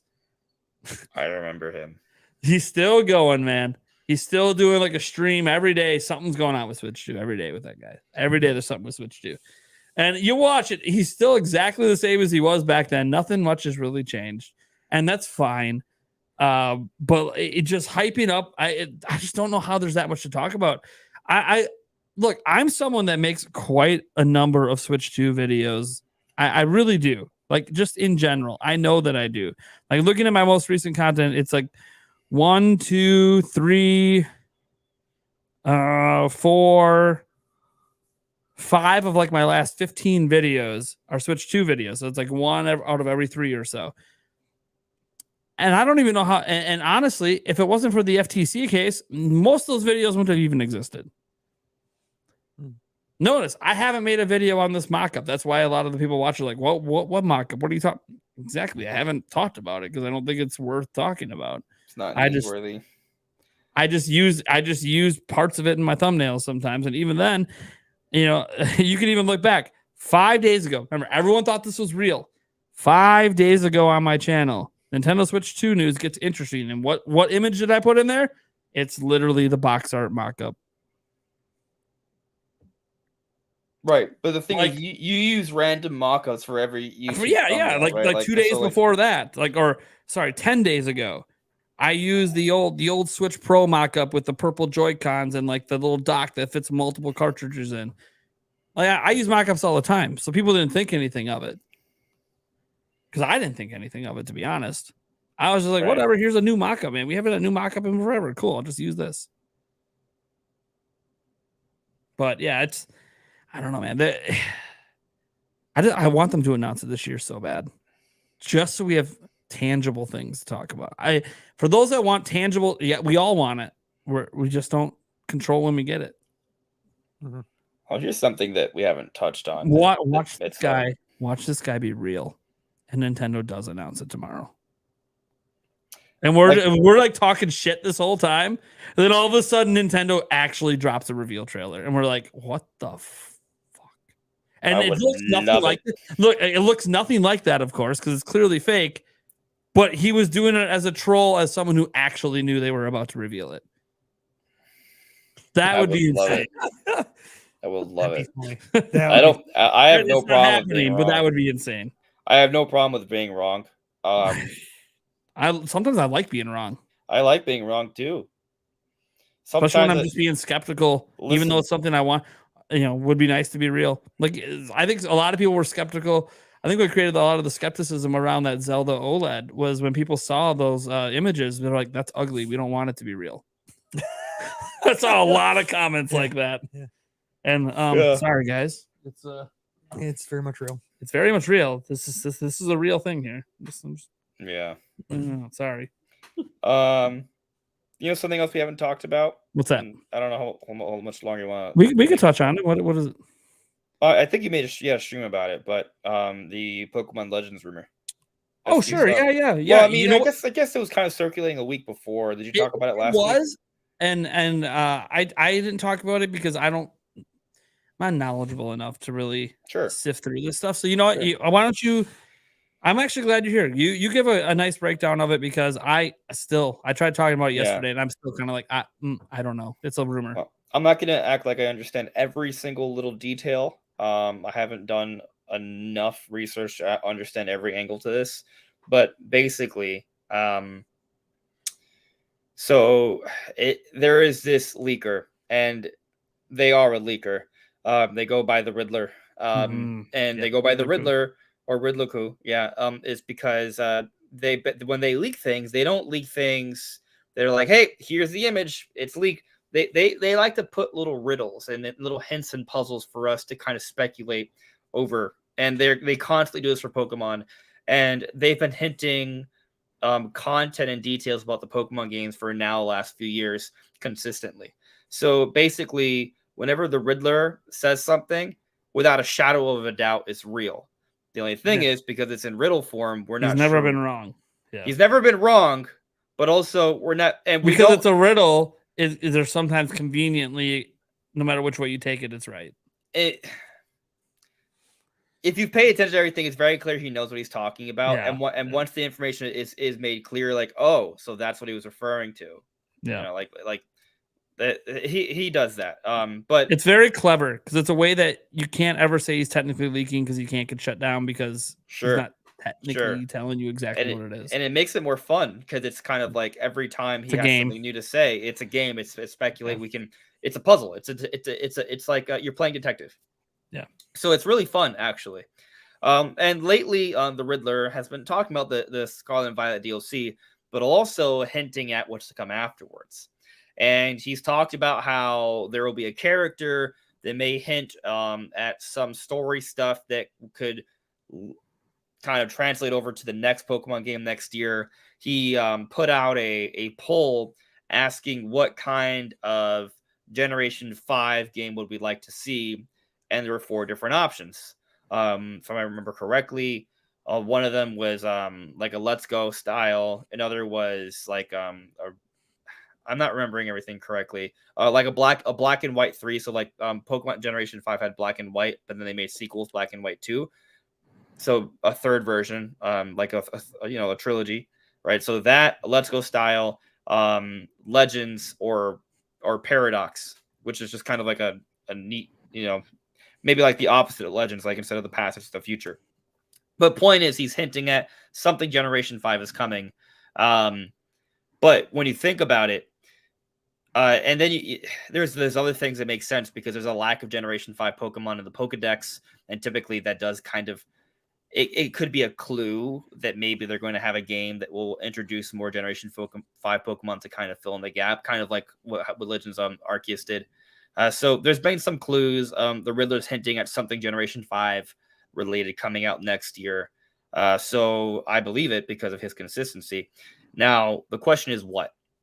And Legends has been thrown out. He's acknowledged that the poll picked Legends, right? He's like, Legends seems to be really popular. I'm looking at it right now. Quite popular with the community right now. Yeah, Right. Yeah. So, and what's interesting about this is that a Legends game makes a lot of sense for a few different reasons. One, next year will not be, or it's still too early for a new generation, so it's going to be a current generation game, but it's not going to be, this year did the DLC, so there's definitely going to be a game coming out next year for sure. They're not going to skip a year. They don't do that. If they skip a year, it's because it's DLC. So Absolutely. for sure, we're getting a Pokemon game next year, but it's not going to be next generation. So then what's left? Maybe a remake of some kind.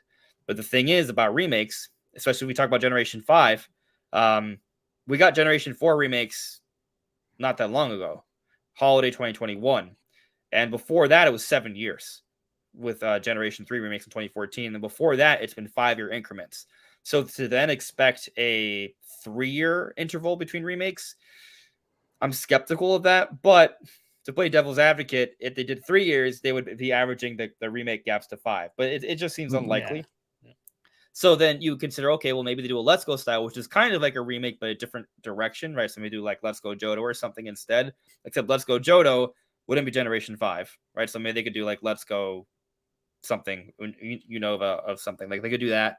But if you look at the sales of Pokemon Let's Go compared to Pokemon Legends, I think you can make a really good, strong case that Pokemon Legends is a better idea. So sales-wise, Pokemon Let's Go Pikachu and Eevee total out to about 15.1 million if we round to the nearest 10th, right, of a million. But Legends Arceus is at 14.8. Pokemon Let's Go came out holiday 2018. Pokemon Arceus came out in the beginning of 2022. It was just one game. It was not given a dedicated holiday season. It was cut off immediately in terms of attention because of Pokemon Scarlet and Violet. And yet, despite all that, and it having less time, it's right under it. And It's people also, love it. people love it. It's actually the highest rated mainline Pokemon game on Switch. And if you also factor in that Let's Go was actually the first HD Pokemon games, and it was based on Kanto, those things probably bolstered sales a lot to 15 million. If they were to do another Let's Go game with it not being Kanto and it not having the advantage of being the first HD Pokemon game, it'll probably perform less. But a Legends game, if it's given a year of marketing, right? If it's given a holiday season, If it's treated like the big game release, yeah, it doesn't have BDSP right before it and Scarlet Violet right after. Exactly. So it would have a huge chance to probably exceed 15 million. While another Let's Go game most likely will be under 15 million. So what makes more sense, a Legends game or a Let's Go game? We know how business oriented Pokemon Company is. So you could argue the Let's Go game would be less resource intensive, which might make up for the fact that it won't sell as much. But a legitimate case can be made that a Pokemon Legends game based off Unova Generation 5 is coming out next year. I mean, you look at the sales, you also look at obviously all the hints and the rumors here. You glance at things like critical reception. It's one of the highest reviewed and the highest user score. Like it is literally like everyone says, oh yeah, the visuals aren't the greatest, but everything else is they nailed it. They nailed it. They nailed it. They nailed it. They love it. Legends is right now like it's not selling Scarlet and Violet type stuff, a new gen. It is one of the most highly respected, I think, of all the Pokemon games that have come out during the Switch era. It just makes a lot of sense to come right back, drop another one with another popular, game tied to it somehow. I don't know if they're going back to the past. I don't know if they're going to the future. That's for them to worry about what they're doing with it. But you tie it to, what's being hinted at, Black and White, Unova and all this stuff. I think that it could end up, and you give it a full cycle, you get a full 9 months, full year, whenever they decide to announce it, to advertise it, you push it as a big holiday game. Also, Switch 2 is coming out next year. It'll be on both, probably. It'll probably be on both. Yeah. It could be combined between both. Yeah, combined between both systems. If there's a separate specific version for the next one, it's not just the same cartridge for both, which we don't know. But if there is a separate version, it would probably just be like, oh, it's higher resolution, higher frame rate or something. You could be talking about a 20 million seller. I think it's got as long as they're bringing it on both, which clearly the Pokemon Company doesn't like a banner need. I mean, systems. I think it would probably do better than I mean, like, I don't think it. I don't think it'll top whatever Scarlet and Violet ends up at, but I think probably not that. But if as an in between generation game and to a hit 20, single game release popping off at 20, and if it hits the critical reception again and everyone loves it again, I'm like, so they're another onto something. interesting. There's another interesting detail. I'm trying to remember his name. I think is it Ingo? There is a Unova black and white character that's in Legends Arceus. Mhm. He's like the only other character that was like warped from another world for another time into the game besides yourself. Mhm. And if you look at the history of Pokemon games, they always have some sort of subtle detail that's alluding to whatever's next. Yeah. So that might be it. I might be misremembering his name, but it's the guy who was the captain or the train conductor for the Battle Subway in Gen 5. So it's weird that he's there. So maybe. And there's a huge part of me that just wants this to be real because let's just be honest, I'm very scared. I'm very scared that Legends is a one-off, and it better not be. But it's set up to not be though. It's set I up know to it's not be, it's set up not to be. It's just they could have until just they do called it. They could have just called it Pokemon Arceus, but they didn't. They called it No. Pokemon Legends. Legends Arceus. Arceus setting it up to be a series of Yeah. Pokemon games. Yeah. But granted, Legends sounds cool. So It's a very cool name too. I Yeah. like the name. It's very I really hope that this is real. Obviously, there's several hints. We'll have to wait and see. Obviously, as we get closer to reveal, there'll be more and more hints drop. But and so there's something else about this that some people may be like, well, if they do this, they also have to give us a remake. I don't think they do. I think there's a kind of a scenario where it's not going to be called Pokemon Legends Unova, right? It would be called Pokemon Legends QREM. It would be based off like the Ancient Dragon. Actually, I was speaking to some people in the comments for my video on this. That the idea was thrown out that maybe they could go back to medieval era. That would be a sweet era. Gen 5 has a lot. Their legendaries are all dragons. That would be sick. See, that might make it my favorite Pokemon game of all time if Yeah. that's the era they go with. It'd be super cool. Oh man, I'd be all in on that. That would be sick. Yeah.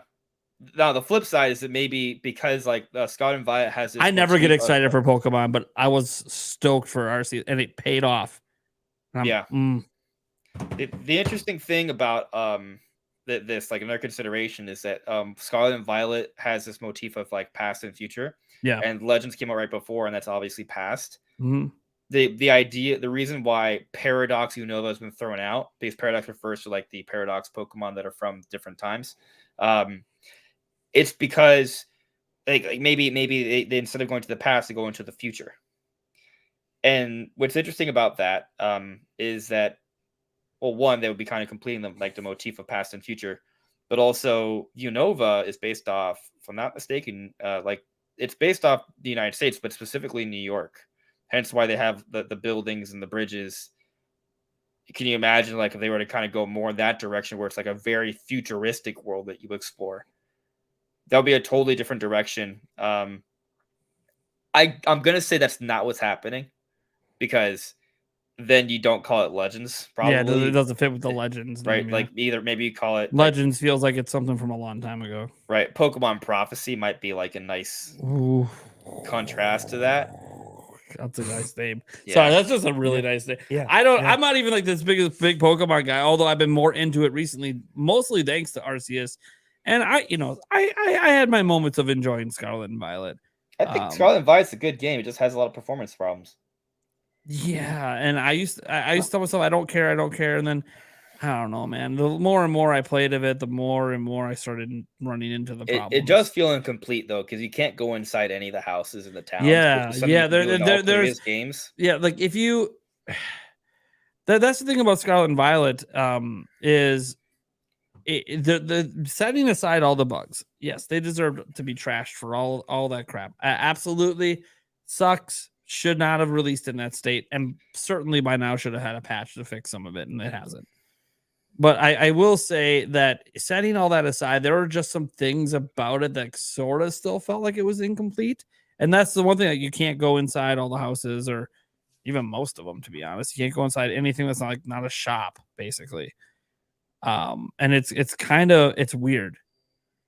It's weird because you could do that in prior games, and I could do it in Arceus. I know it was only one town basically, but there were a couple hidden villages that had Yeah. like tents. It's not as significant, but yeah. no, but like even still, I can walk into your tent. Like I remember Yeah. going like, and I get it. Arceus is a smaller scale technically, but it's still massive scale compared to some Pokemon games. I don't. I think to me it's like the contrast of Arceus, pretty much not buggy. Yeah, people think the visuals were that impressive then. People loved gameplay. Felt like Pokemon, yet Scarlet something Violet has new the and fresh. best gameplay. Like it's so Scarlet good. Violet's look, it wouldn't. I still like. I mean, this is a really Legends obviously gameplay is also really good. Yeah, they're different types of gameplay. I still prefer Legends, but I will say for the way the mainline games have been, I enjoy the Scarlet and Violet gameplay more than I had prior Pokemon games. Catching Pokemon to me is still my favorite thing. That like Arceus just has that hands down to me compared to Scarlet and Violet. But Yeah. it is better in Scarlet and Violet to me than it has been in the past. In some instances, when it's not glitching, it's a little. I don't want to get it. Some of the things that we've all. They don't need to beat a dead horse. We all know the things that happen in that game sometimes. Yeah. But yeah, it's. I don't know. There's just something about that game felt like it. To me, the big contrast was Scarlet and Violet is pretty good if you get past the glitches and you ignore some of the things that feel a little bit incomplete. But the problem is, we just got that game off of Arceus that felt like nothing was incomplete. And it didn't have any of these bugs. And you go from that to that. It was just like a big contrast in polish, I guess. Maybe that's the way to put it. Polish and attention to detail, maybe. Like I do wish. I mean, I think And I know they're every time on we talk completely about different Pokemon, scales too, so it's like really hard to compare. every time we talk about Pokemon, this comes up, right? Like Yeah. I think they should have 4-year gaps between generations. I don't want to take beat a longer dead to make horse. games. Yeah, I mean, we agree. We agree. I just don't want to beat a dead horse because I feel like it's I don't think time. any Pokemon fan disagree. I think they all would Yeah. like to see fully polished, Yeah. fleshed out games every time. Yeah, I will say this still about Legends game because I know as we talk about this Legends game, some have the sentiment that listen, we don't want them to rush out another game, but they're going to. Oh, It's gonna happen. Oh, It's gonna happen. Because everybody keeps buying them. the only way, look, the only thing I think I can think of if it wasn't Legends, and again, the rumors are really hinting towards that, anyways. Would have been if they rushed out another BDSP situation, and with that other. Well, if company. it's another team working on it, yeah, then it'd be that. I'm going to be that same team because it's sold well enough. 3-year gap probably for 5. another. Yeah. Yeah, that actually would Like be pretty they could reasonable. do that. I kind of hope they don't. I really don't. Like But I could see why they might justify it because it probably was a very small investment for them for a pretty big return.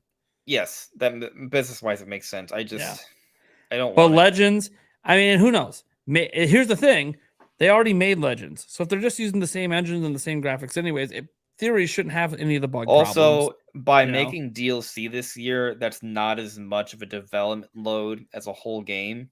And also, they're pushing out the DLC a bit. I don't know if you guys have noticed, it's more spaced out. Yeah. Sword and Shield's DLC was Wave 1 was summer, Wave 2 was holiday. Now Wave 1 is holiday, and Wave 2 is sometime early next year. So they've given themselves more time with this DLC.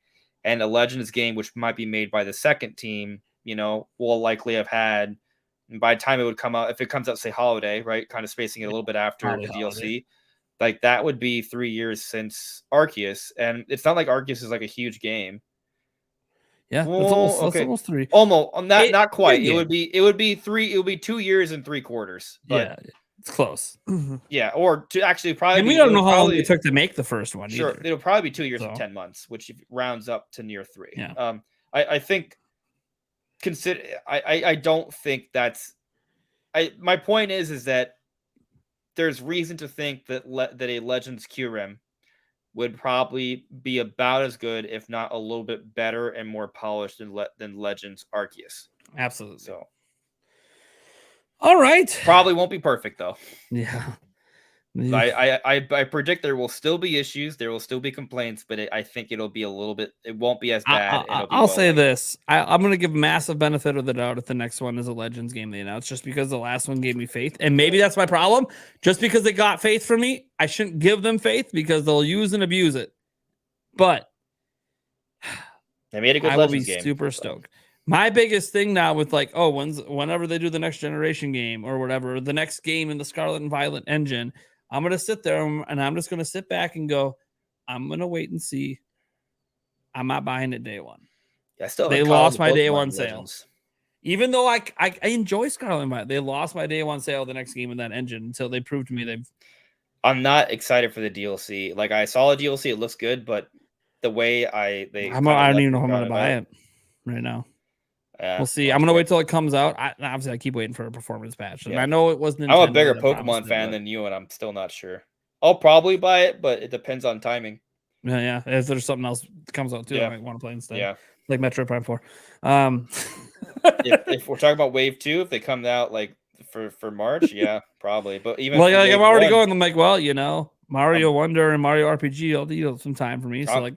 That'll get me through the holidays. Those are higher up on my. Yeah, those will get me through the holidays easy. So yeah, I'm gonna skip Detective Pikachu and WarioWare probably, but I am not. But I'm gonna wait. I'm gonna wait for reviews on Detective Pikachu to see because I really like the first one. Yeah, so I'm gonna see what reviews say of it. I will say I do like the idea of a detective game. That does sound fun, but visually it just. I mean, look, anything that hasn't been like new Pokemon Snap visually hasn't been great.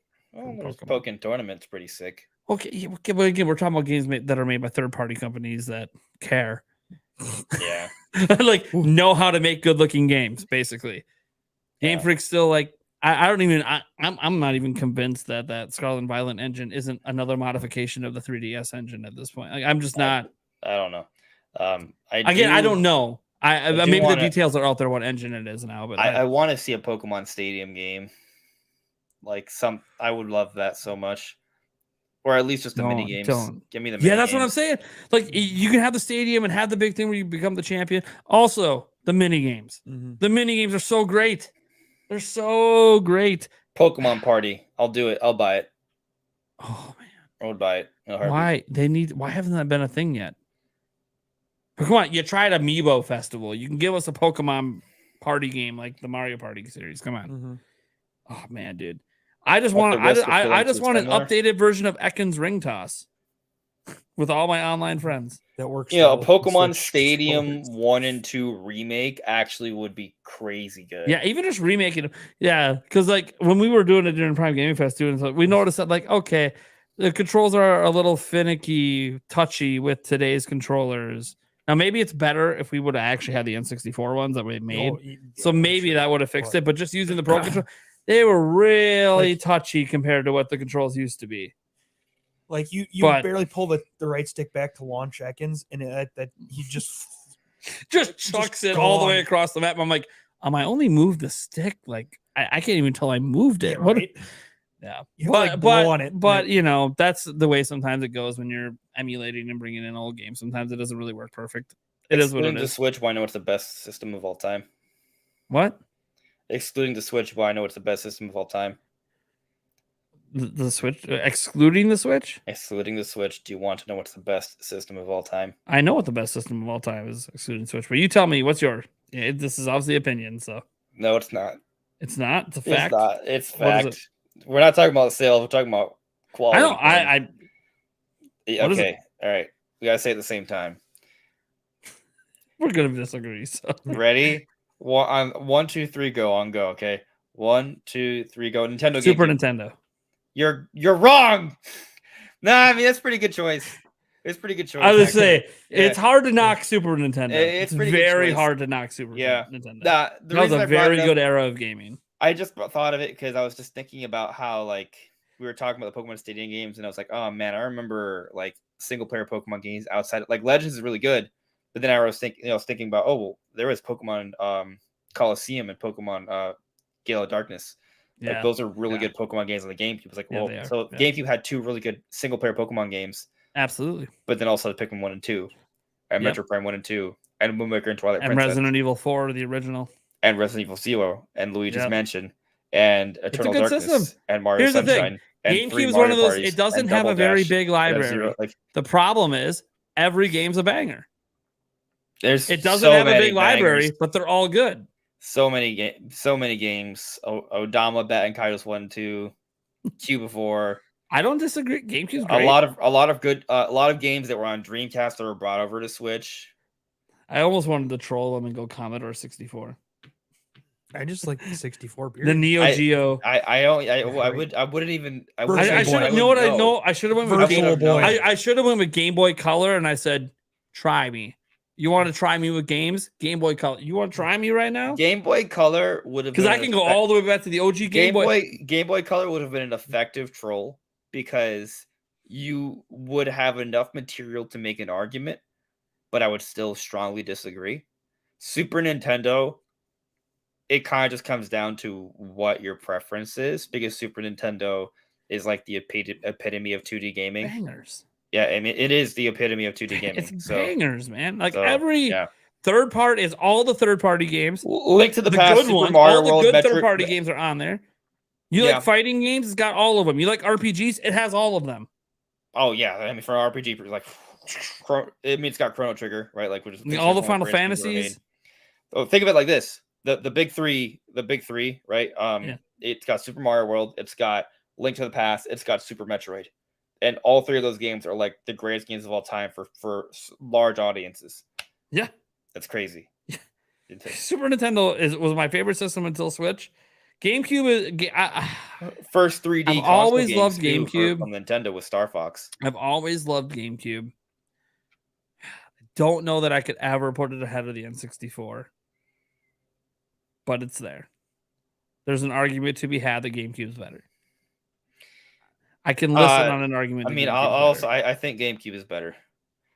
Like That's fine. That's fine that you do. Obviously, it has. I enjoy some technology games on advantage. N64 a bit more than the ones on GameCube.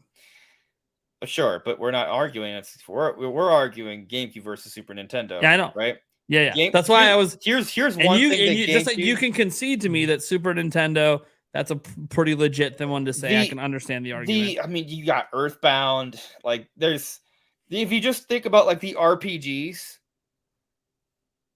if you're an RPG fan, you can just get lost for years on Super Nintendo, right? But like, I think like GameCube, like let's think of it like this: if we had the entire library of Super Nintendo and all the peripherals needed, and the entire library of GameCube and all the peripherals needed, and there is a apocalypse where you had to be locked in a underground facility for a few years with a few people.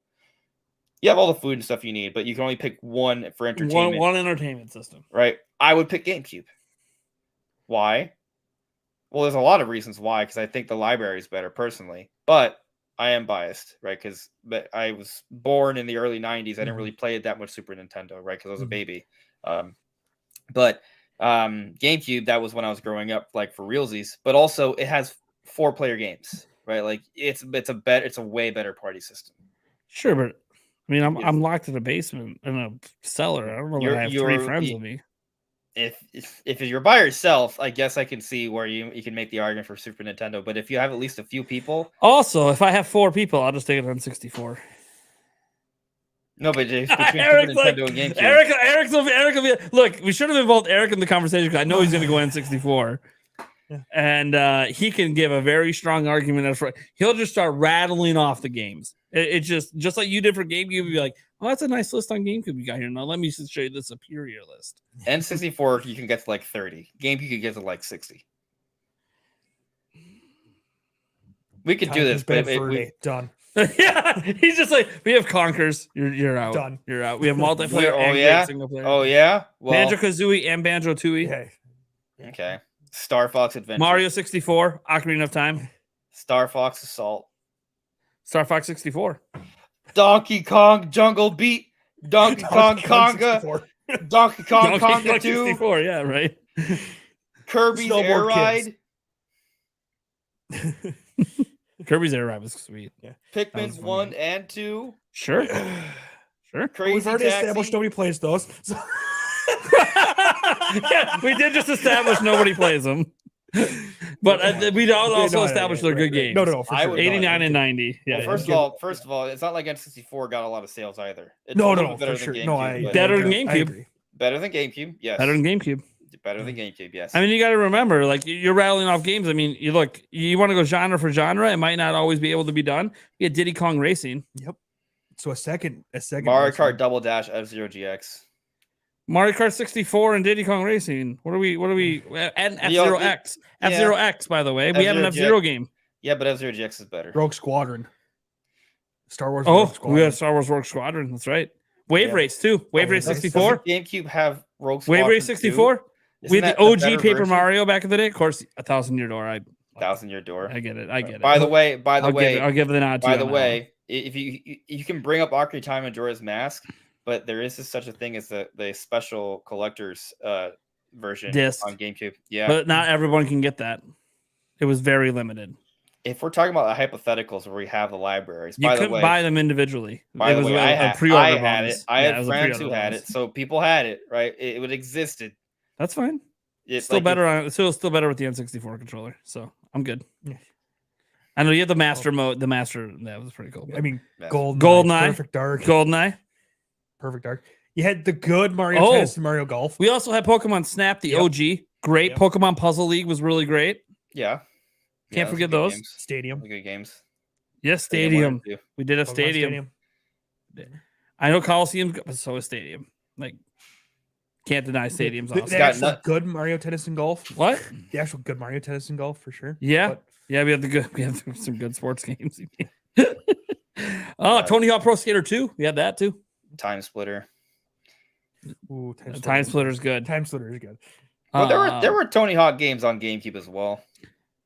See, you I'm could- gonna you say could say it's Super not the Smash same. Bros, but that's because I like it more than Melee, and I know that's sacrilege to many. I mean, I like Break the both, target, but baby. Break the but target Break wasn't in 30, Melee. I love Break the Target. It's one of my favorite modes in Smash. Luigi's know. Mansion, Doom 64. Animal Crossing, and this Animal Crossing had classic Nintendo games built in. Okay. That's Wars Episode 1 Racer.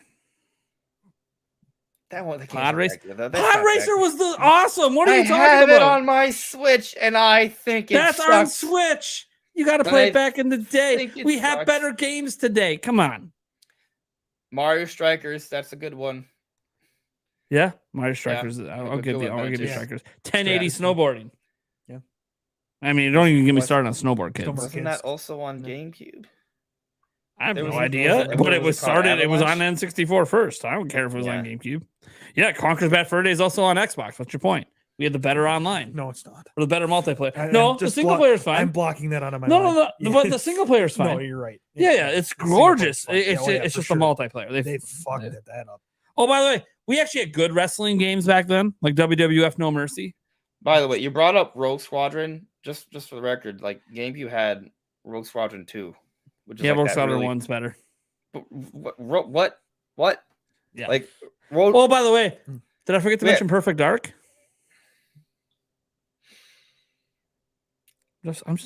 We can This- keep going.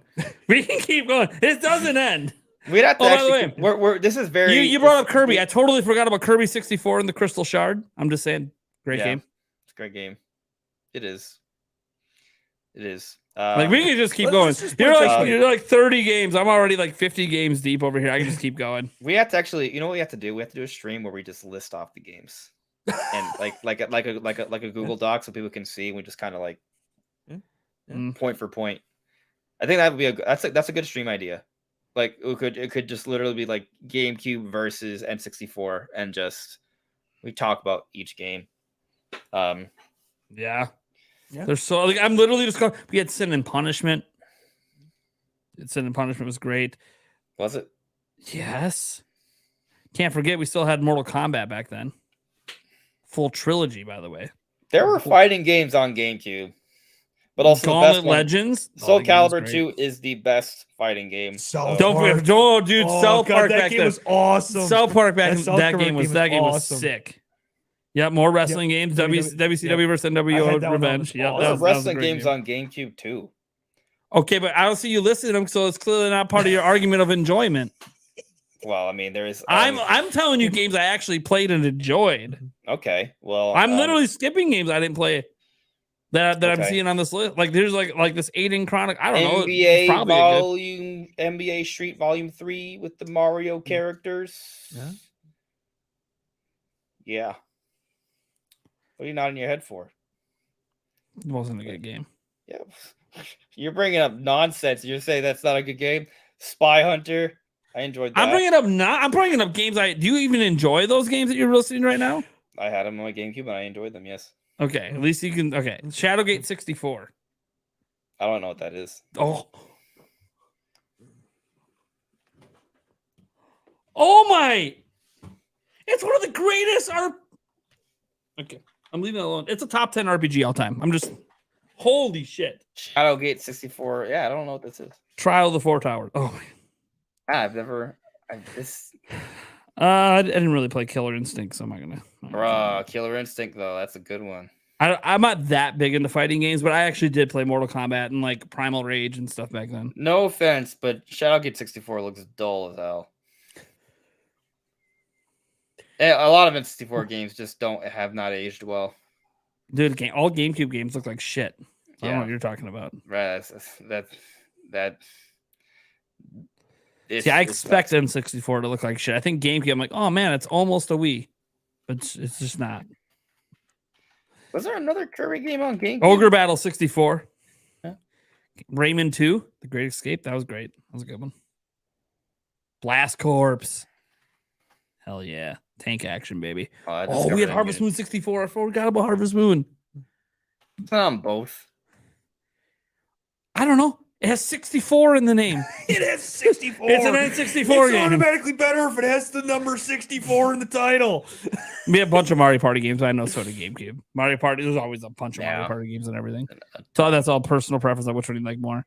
We had the last Excitebike was Excitebike 64. Mario Baseball. Mm-hmm. I don't think there's a baseball game on. No, I don't think there was. The Mario sports titles are well done. Dude, we had Mega Man 64. I forgot about that. Yeah, there's something. It's pretty good. Italian Wars. Pilot Win 64, by the way. It's a good one. Yeah. We had Resident Evil 2, by the way. I know you had 4. 2's pretty good. Yeah, but we got Resident Evil 4 and 0. And we also have Castlevania Legacy of Darkness, by the way. Just throwing out. One of the best Castlevanias of all time. Did I bring up the Metal Gear remakes? No, you didn't. This is the first time. Well, there you go. That's a big deal. That's a big deal. I never played Piano 3. Dude, I actually like that game. Mission Impossible, Expect the Impossible. It's a ridiculous name, but it actually is a pretty good game. Oh, we had Duke Nukem 64. I forgot about that. Duke Nukem. Duke Nukem. I think we should probably stop. Dude, I can keep going all night at this, baby. This is nothing. Yeah. You're looking at a list. I'm just saying stuff off the top of my head. Well, I'm looking at a list because we just established before I play through games once. Alicia GameCube DDR Mario Mix. I play through games once, so like I don't replay, so they don't always stick. I gotta be reminded, be like, oh, what was that game? Eric and I do this all the time. What was that game? Then we're just sitting here, go. What the hell is it? What is it? Oh, Wave Race Blue Storm. Yeah, 64 is better. Look at him. He's like, instantly better if it has the number 64 in it. Just saying. That's what it felt like back then. Any game that had 64 in it, Quest 64 notwithstanding. Ooh, Elusive Man with Beautiful Joe. There's Beautiful Joe 1 and 2. Oh, Killer 7. Yeah, Killer 7's good. Mm. Yeah, but I mean, look, we have Conker's 28. Look, we have Conker's that for today, though. And you got no rare games. So you mean that's not true? Star Fox Adventures. That's it though, and it's not as good as Star Fox 64. So you just there's also Star Fox Assault, which is tremendously underrated. Yeah, really good multiplayer game. I will say it is underrated. That's for sure. Yeah. The Holy Magic Century. Oh, that was a good game. That was a really good RPG. Bomberman 64.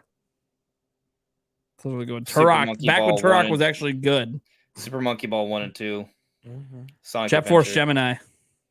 Yeah, that's a That's a That's- stinger. Yeah, that's a I knew gem. that was going to be a stinger. That's I'm a like, gem. yeah, that's a yeah, real if you guys gem. haven't played Jet Force Gemini, you guys got to find a way to play it. It's awesome. It's really good. Well, I mean, you mentioned. Let's just talk about the big hitters here for a moment. Wind Waker and Twilight Princess. I believe you like more than Ocarina of Time and Majora's Mask.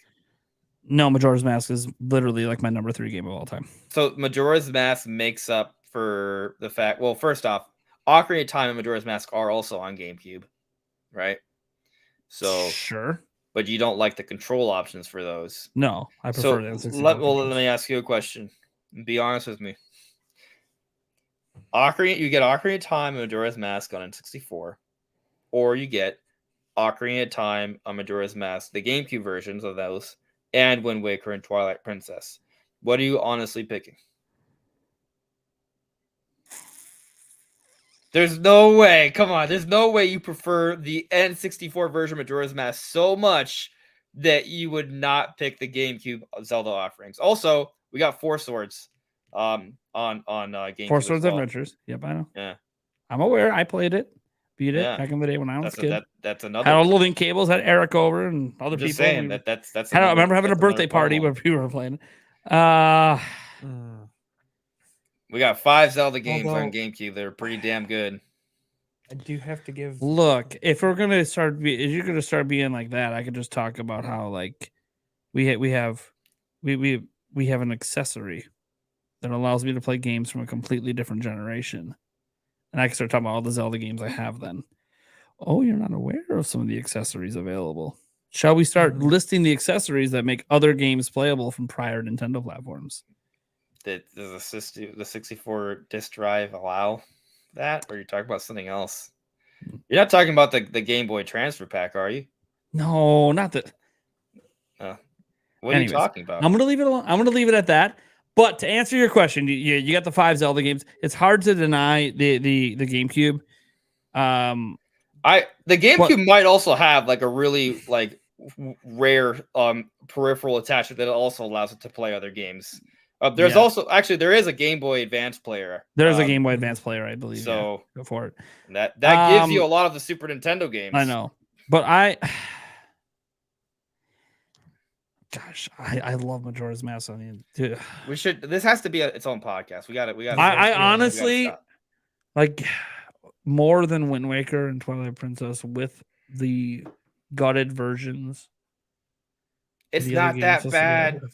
I mean, I do like the Master Mode, the Master Edition of Ocarina of Time, but also like okay. Like the only reason it was interesting is because of the original game. Don't they also run a little bit better on the GameCube too? Like, aren't they a little bit? I have no recollection of.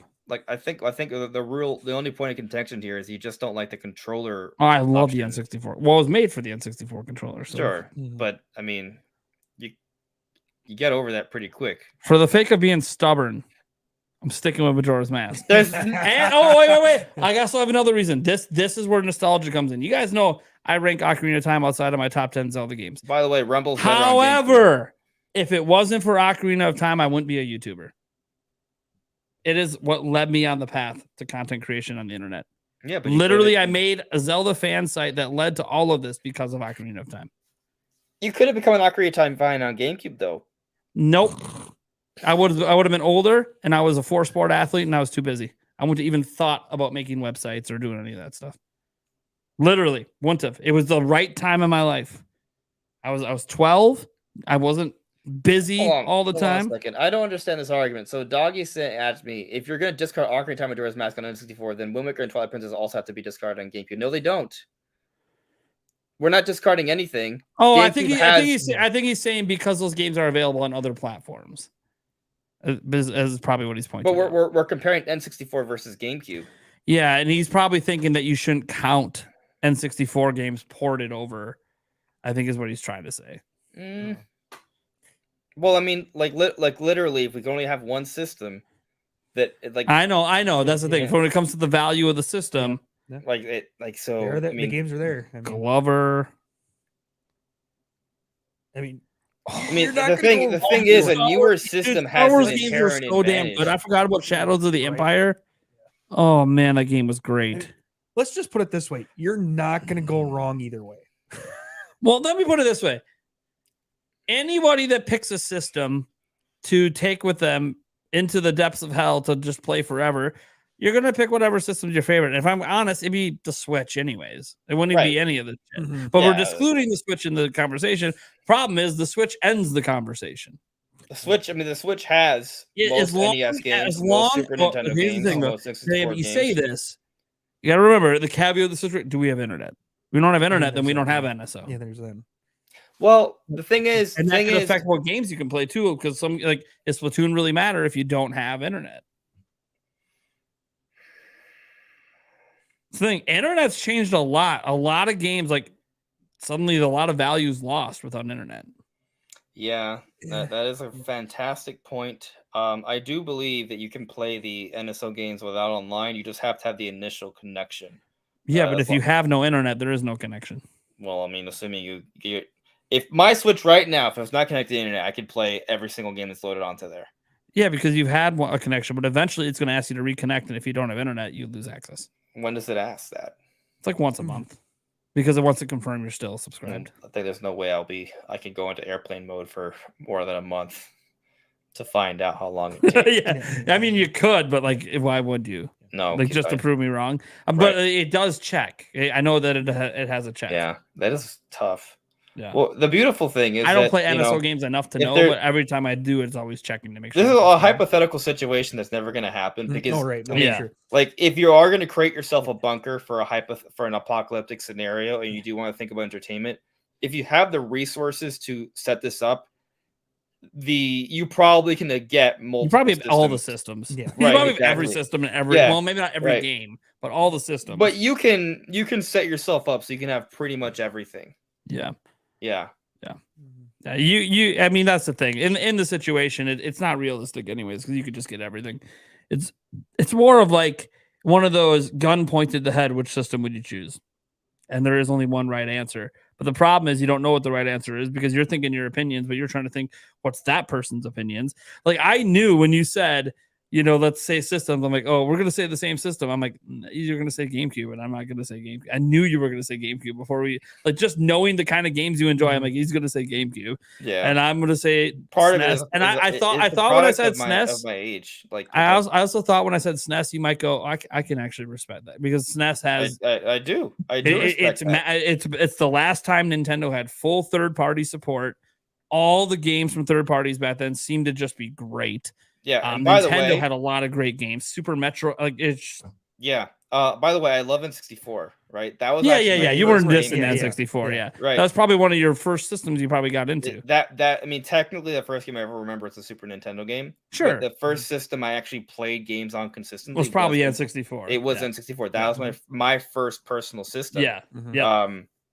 I just think there are more games on GameCube That you enjoy. that have aged better. That's the other thing. Like going back to N64, some games are kind of depressing to play. If that makes any sense. Like not all of them, but a lot of them. Well, I have a lot of nostalgia for almost every game back then, so like it just feels good. Yeah, It just feels right. I was really happy about the not Time Crisis, Dinosaur Hunter, Turok. Turok. The remaster they put on Switch. That's actually a really good remaster. Yeah, it's a really good remaster. I'm glad they didn't mess that up. I beat Turok that, used so to be really good. Awesome back in the day. And then Yeah. the series went to crap, and I'm really glad. I was so scared they're going to mess up the remaster. It's a nice little visual upgrade. Yeah, it's Something just, like it's just right. super It's just crazy. right. It still looks like it. It looks. It's nice. It's just God, there's a lot of people in the chat. Correction, Nintendo had all the Japanese third-party support. They on SNES they had a lot of Western third-party support too. Back on SNES, it just so happened that a lot of games were made in Japan. If you actually look at the market back then, you got to remember what was SNES's number one competitor, the Genesis. Where do these companies come from? Japan. Like back then, a majority of video games were actually being made from Japan. So like when you talk about correction, it had all Japanese. There wasn't that many Western developers back then. Mm-hmm. There really wasn't, because you're like, oh, EA, yeah, it had all the EA games. Like it had the Western. There just wasn't as many being made back then. But that really changed.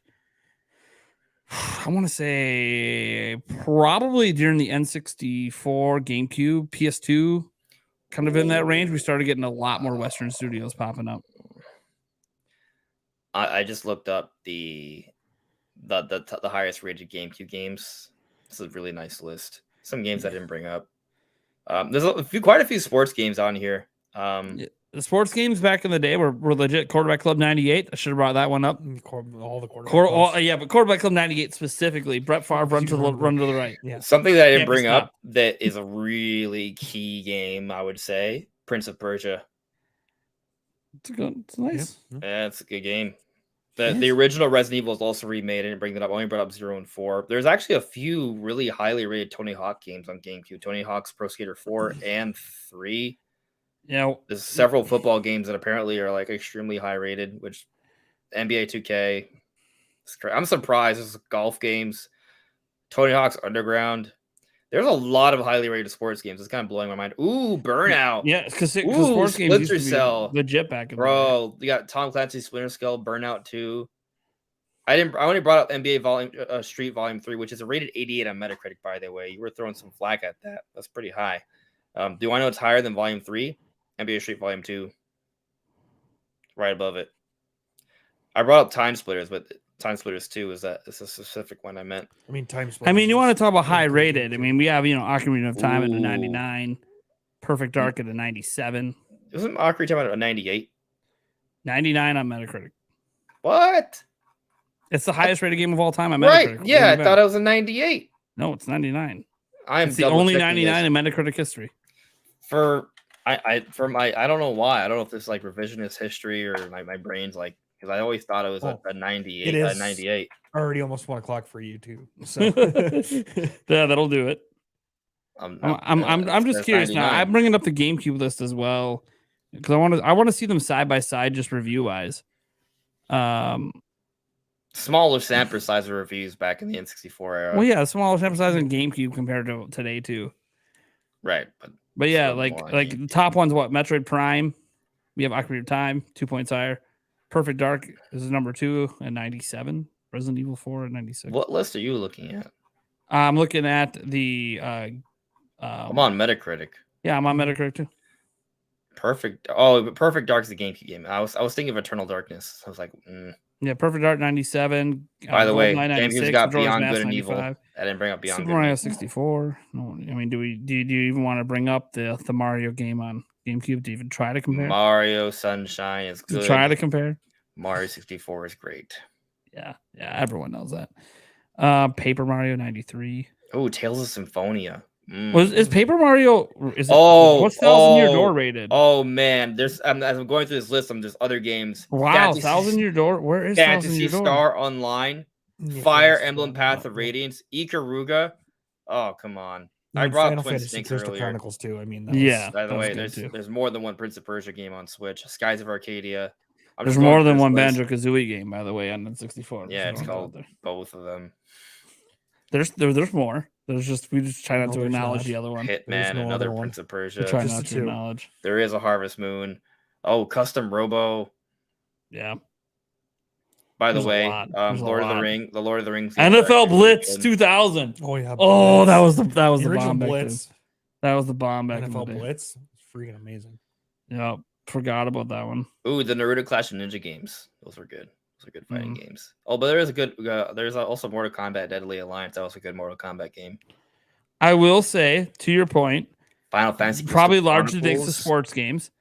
Number 37 on the GameCube list is 80 overall, and number 37 on 37 on N64 is 80 overall, and 37 on GameCube is 88. Hmm. So just pointing mean- out, you have more higher rated games. I'm already on 143, and we're still at the 78s on Yeah. GameCube. Yeah, you're 143. Let me go down. 143 is Luigi's Mansion. Yeah, no, it drops down on N64 right around 50, 51. Ooh, Harry Potter and the Chamber of Secrets. There was a lot of There's like how many licensed titles. how many reviews are even on? Yeah, okay, like 8. uh, Sunshine's better than Mario 64. oh, beach spikers, virtual beach volleyball. Here we go. There we go. I will. Ooh, I got WarioWare. WarioWare was on GameCube. You don't All got right. that on 64. Sunshine is better than N64. Change your mind. I'm not gonna try to change your mind because look, I liken the Mario 64 to Sunshine comparison to the Zelda 1 to Zelda 2 comparison. They are so completely different in so many ways that if you really love Sunshine, there's no way to convince you that Mario 64 is better. Because it's just the things it doesn't happen in 64. Now, is 64 widely considered the better game? Yeah. And just like for Zelda 1 is widely considered better than Zelda 2. But like me, I'm like the black sheep. I love Zelda 2. It's my second favorite Zelda game, or now third favorite Zelda game of all time. Actually, I got to move it down against Majora's Mask. I guess it's 4 now. I forgot that Tears of the Kingdom is now on the list. So Tears of the Kingdom, Breath of the Wild, Zelda 2, then Majora's Mask. Feels weird. Feels really weird. like Zelda 2 that much. That's interesting. I love Zelda 2. But that's the thing. I won't be able to change your mind, but not to 712, because you obviously, if you love Sunshine, like there's people that swear by Sunshine. You'll never win an argument with them. Well, Frost with the thing. I love Sunshine. Wow. I love Sunshine, but Mario 64 has more levels. Sure, make that argument. Yeah, but it's basically if you love the mechanics in Sunshine. I mean, it's look. The water I actually like so Sunshine. Good. I like Mario 64 better. But Sunshine, what makes Sunshine so good is how different it is, and for some people that's just a weird different for them. So you know they how can't get behind it. I think it'd be a great Delfino Island just isn't enough. You know that they don't like. A lot of people don't like the way that the spray mechanics work. It's just some people don't like the blue coins. Yeah, the blue coins. But if you do like that stuff, then it's like, oh well. Just like some people don't like the RPG elements in Zelda 2. They don't like how difficult the enemies are. They don't like the magic. They don't like well, I love all those things. Well, I don't like the size. I love it. It's just. I just want to point out that while it may be the case that we've run extra long because I was a fool for bringing up GameCube N64. It's been we've been on for 4 hours and there's still over 100 people watching. Yeah, right. It's crazy. That is. Thank you to everybody. Yeah, thanks for being here, guys. Be sure that you guys do come next week too. Because next week is the biggest podcast I've ever put together.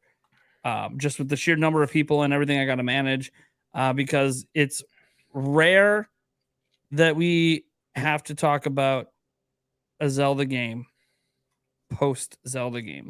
We just don't get Zelda game releases that often anymore. Breath of the Wild, back when we did a podcast reaction to that was just me and Eric back in those days. Mm-hmm. So I've never actually done a spoiler cast with a huge bunch of people. So I'm kind of excited for it, and I'm also kind of nervous. But it's going to be a lot of fun. It's going to be a lot of fun as I'm pulling every favor I can. I don't have to pull at her. I just say, hey, spoiler cast. I'm like, I'm there. What? Wait, when is it? Yeah. They're asking when it is later. But yeah, I hope you guys come in for that one. If obviously only if you're okay with things being spoiled. There's going to be so much talked about on that show.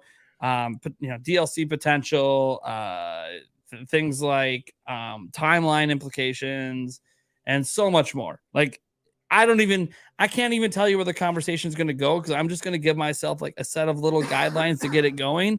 And I just have a feeling, just like tonight, it's just going to kind of go, because everyone's got so many thoughts. It's just going to go. I will not be here. So, but thank you guys so much for being here. Staying this late. Thank you so much for this. It's also like the most amount of super chat revenue we've ever had on a podcast before. So thank you so much for that as well. The $29.98 and one new member we got tonight. Thank you guys for that. You can catch our podcast everywhere podcasts are heard. Otherwise, go subscribe to Andres Restart, man. Go subscribe to the man. He's that close to getting up to 30K. So let's do it. Heck yeah. Might happen soon. Yeah, might happen I'm glad to see you still growing while I'm shrinking.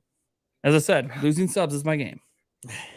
Someday you'll go up, and I'll meet you on the way down. Yeah, I'll meet you at 80K. That would be so bad. If I lost that. There's no way. Subs. It's not. I don't even think that's like possible. I can slowly bleed subs for a while. At my current rate, It would take about 2 years, but I'd be up back under 100K in 2 years. Do they take It's not going to happen. But if it just keeps up in 2 years, I'll be under 100K. Yeah, looking at the list of But games we'll on bounce 64, back, guys. I'm not worried about it. Yeah, We're in a cyclical. lull. Once Mario gets going, we'll be all fine. I think We're a a news valid. channel. We're cyclical. I think a healthy. Wow. I mean, just looking at the list, like maybe you could count. Like, if you look at the top 60 games on N64 versus top 60 games. Here we go. We're still here. Man, Yoshi. Yoshi's I'm trying to wrap it up. yeah, You're like, I can't let this Yeah, go. No. All I right. need to show you how Alright. much better my top 60 is than your top 60. Oh, I was just gonna say but that. but, like, but also when I said like I would take N64 over GameCube, it wasn't because GameCube doesn't have more quality games. Of course it does. Yeah, there's more than 30 quality games on N64. That really wasn't the point. It was that as someone who doesn't replay games, I find N64 games infinitely more replayable. And so my top 30 games on that platform, I could just play those forever. where's Gex? Gex 64? Yeah, I don't know he's where not that a is on the thing. list. I enjoyed that game. I don't know if it reviewed well though. I don't didn't care think it's about even reviews. I didn't care about reviewed. reviews back in those days. Yeah, I'm either. seeing some games that are reviewed poorly on 64. I'm like, nah, that's a Nah, good it's game. good.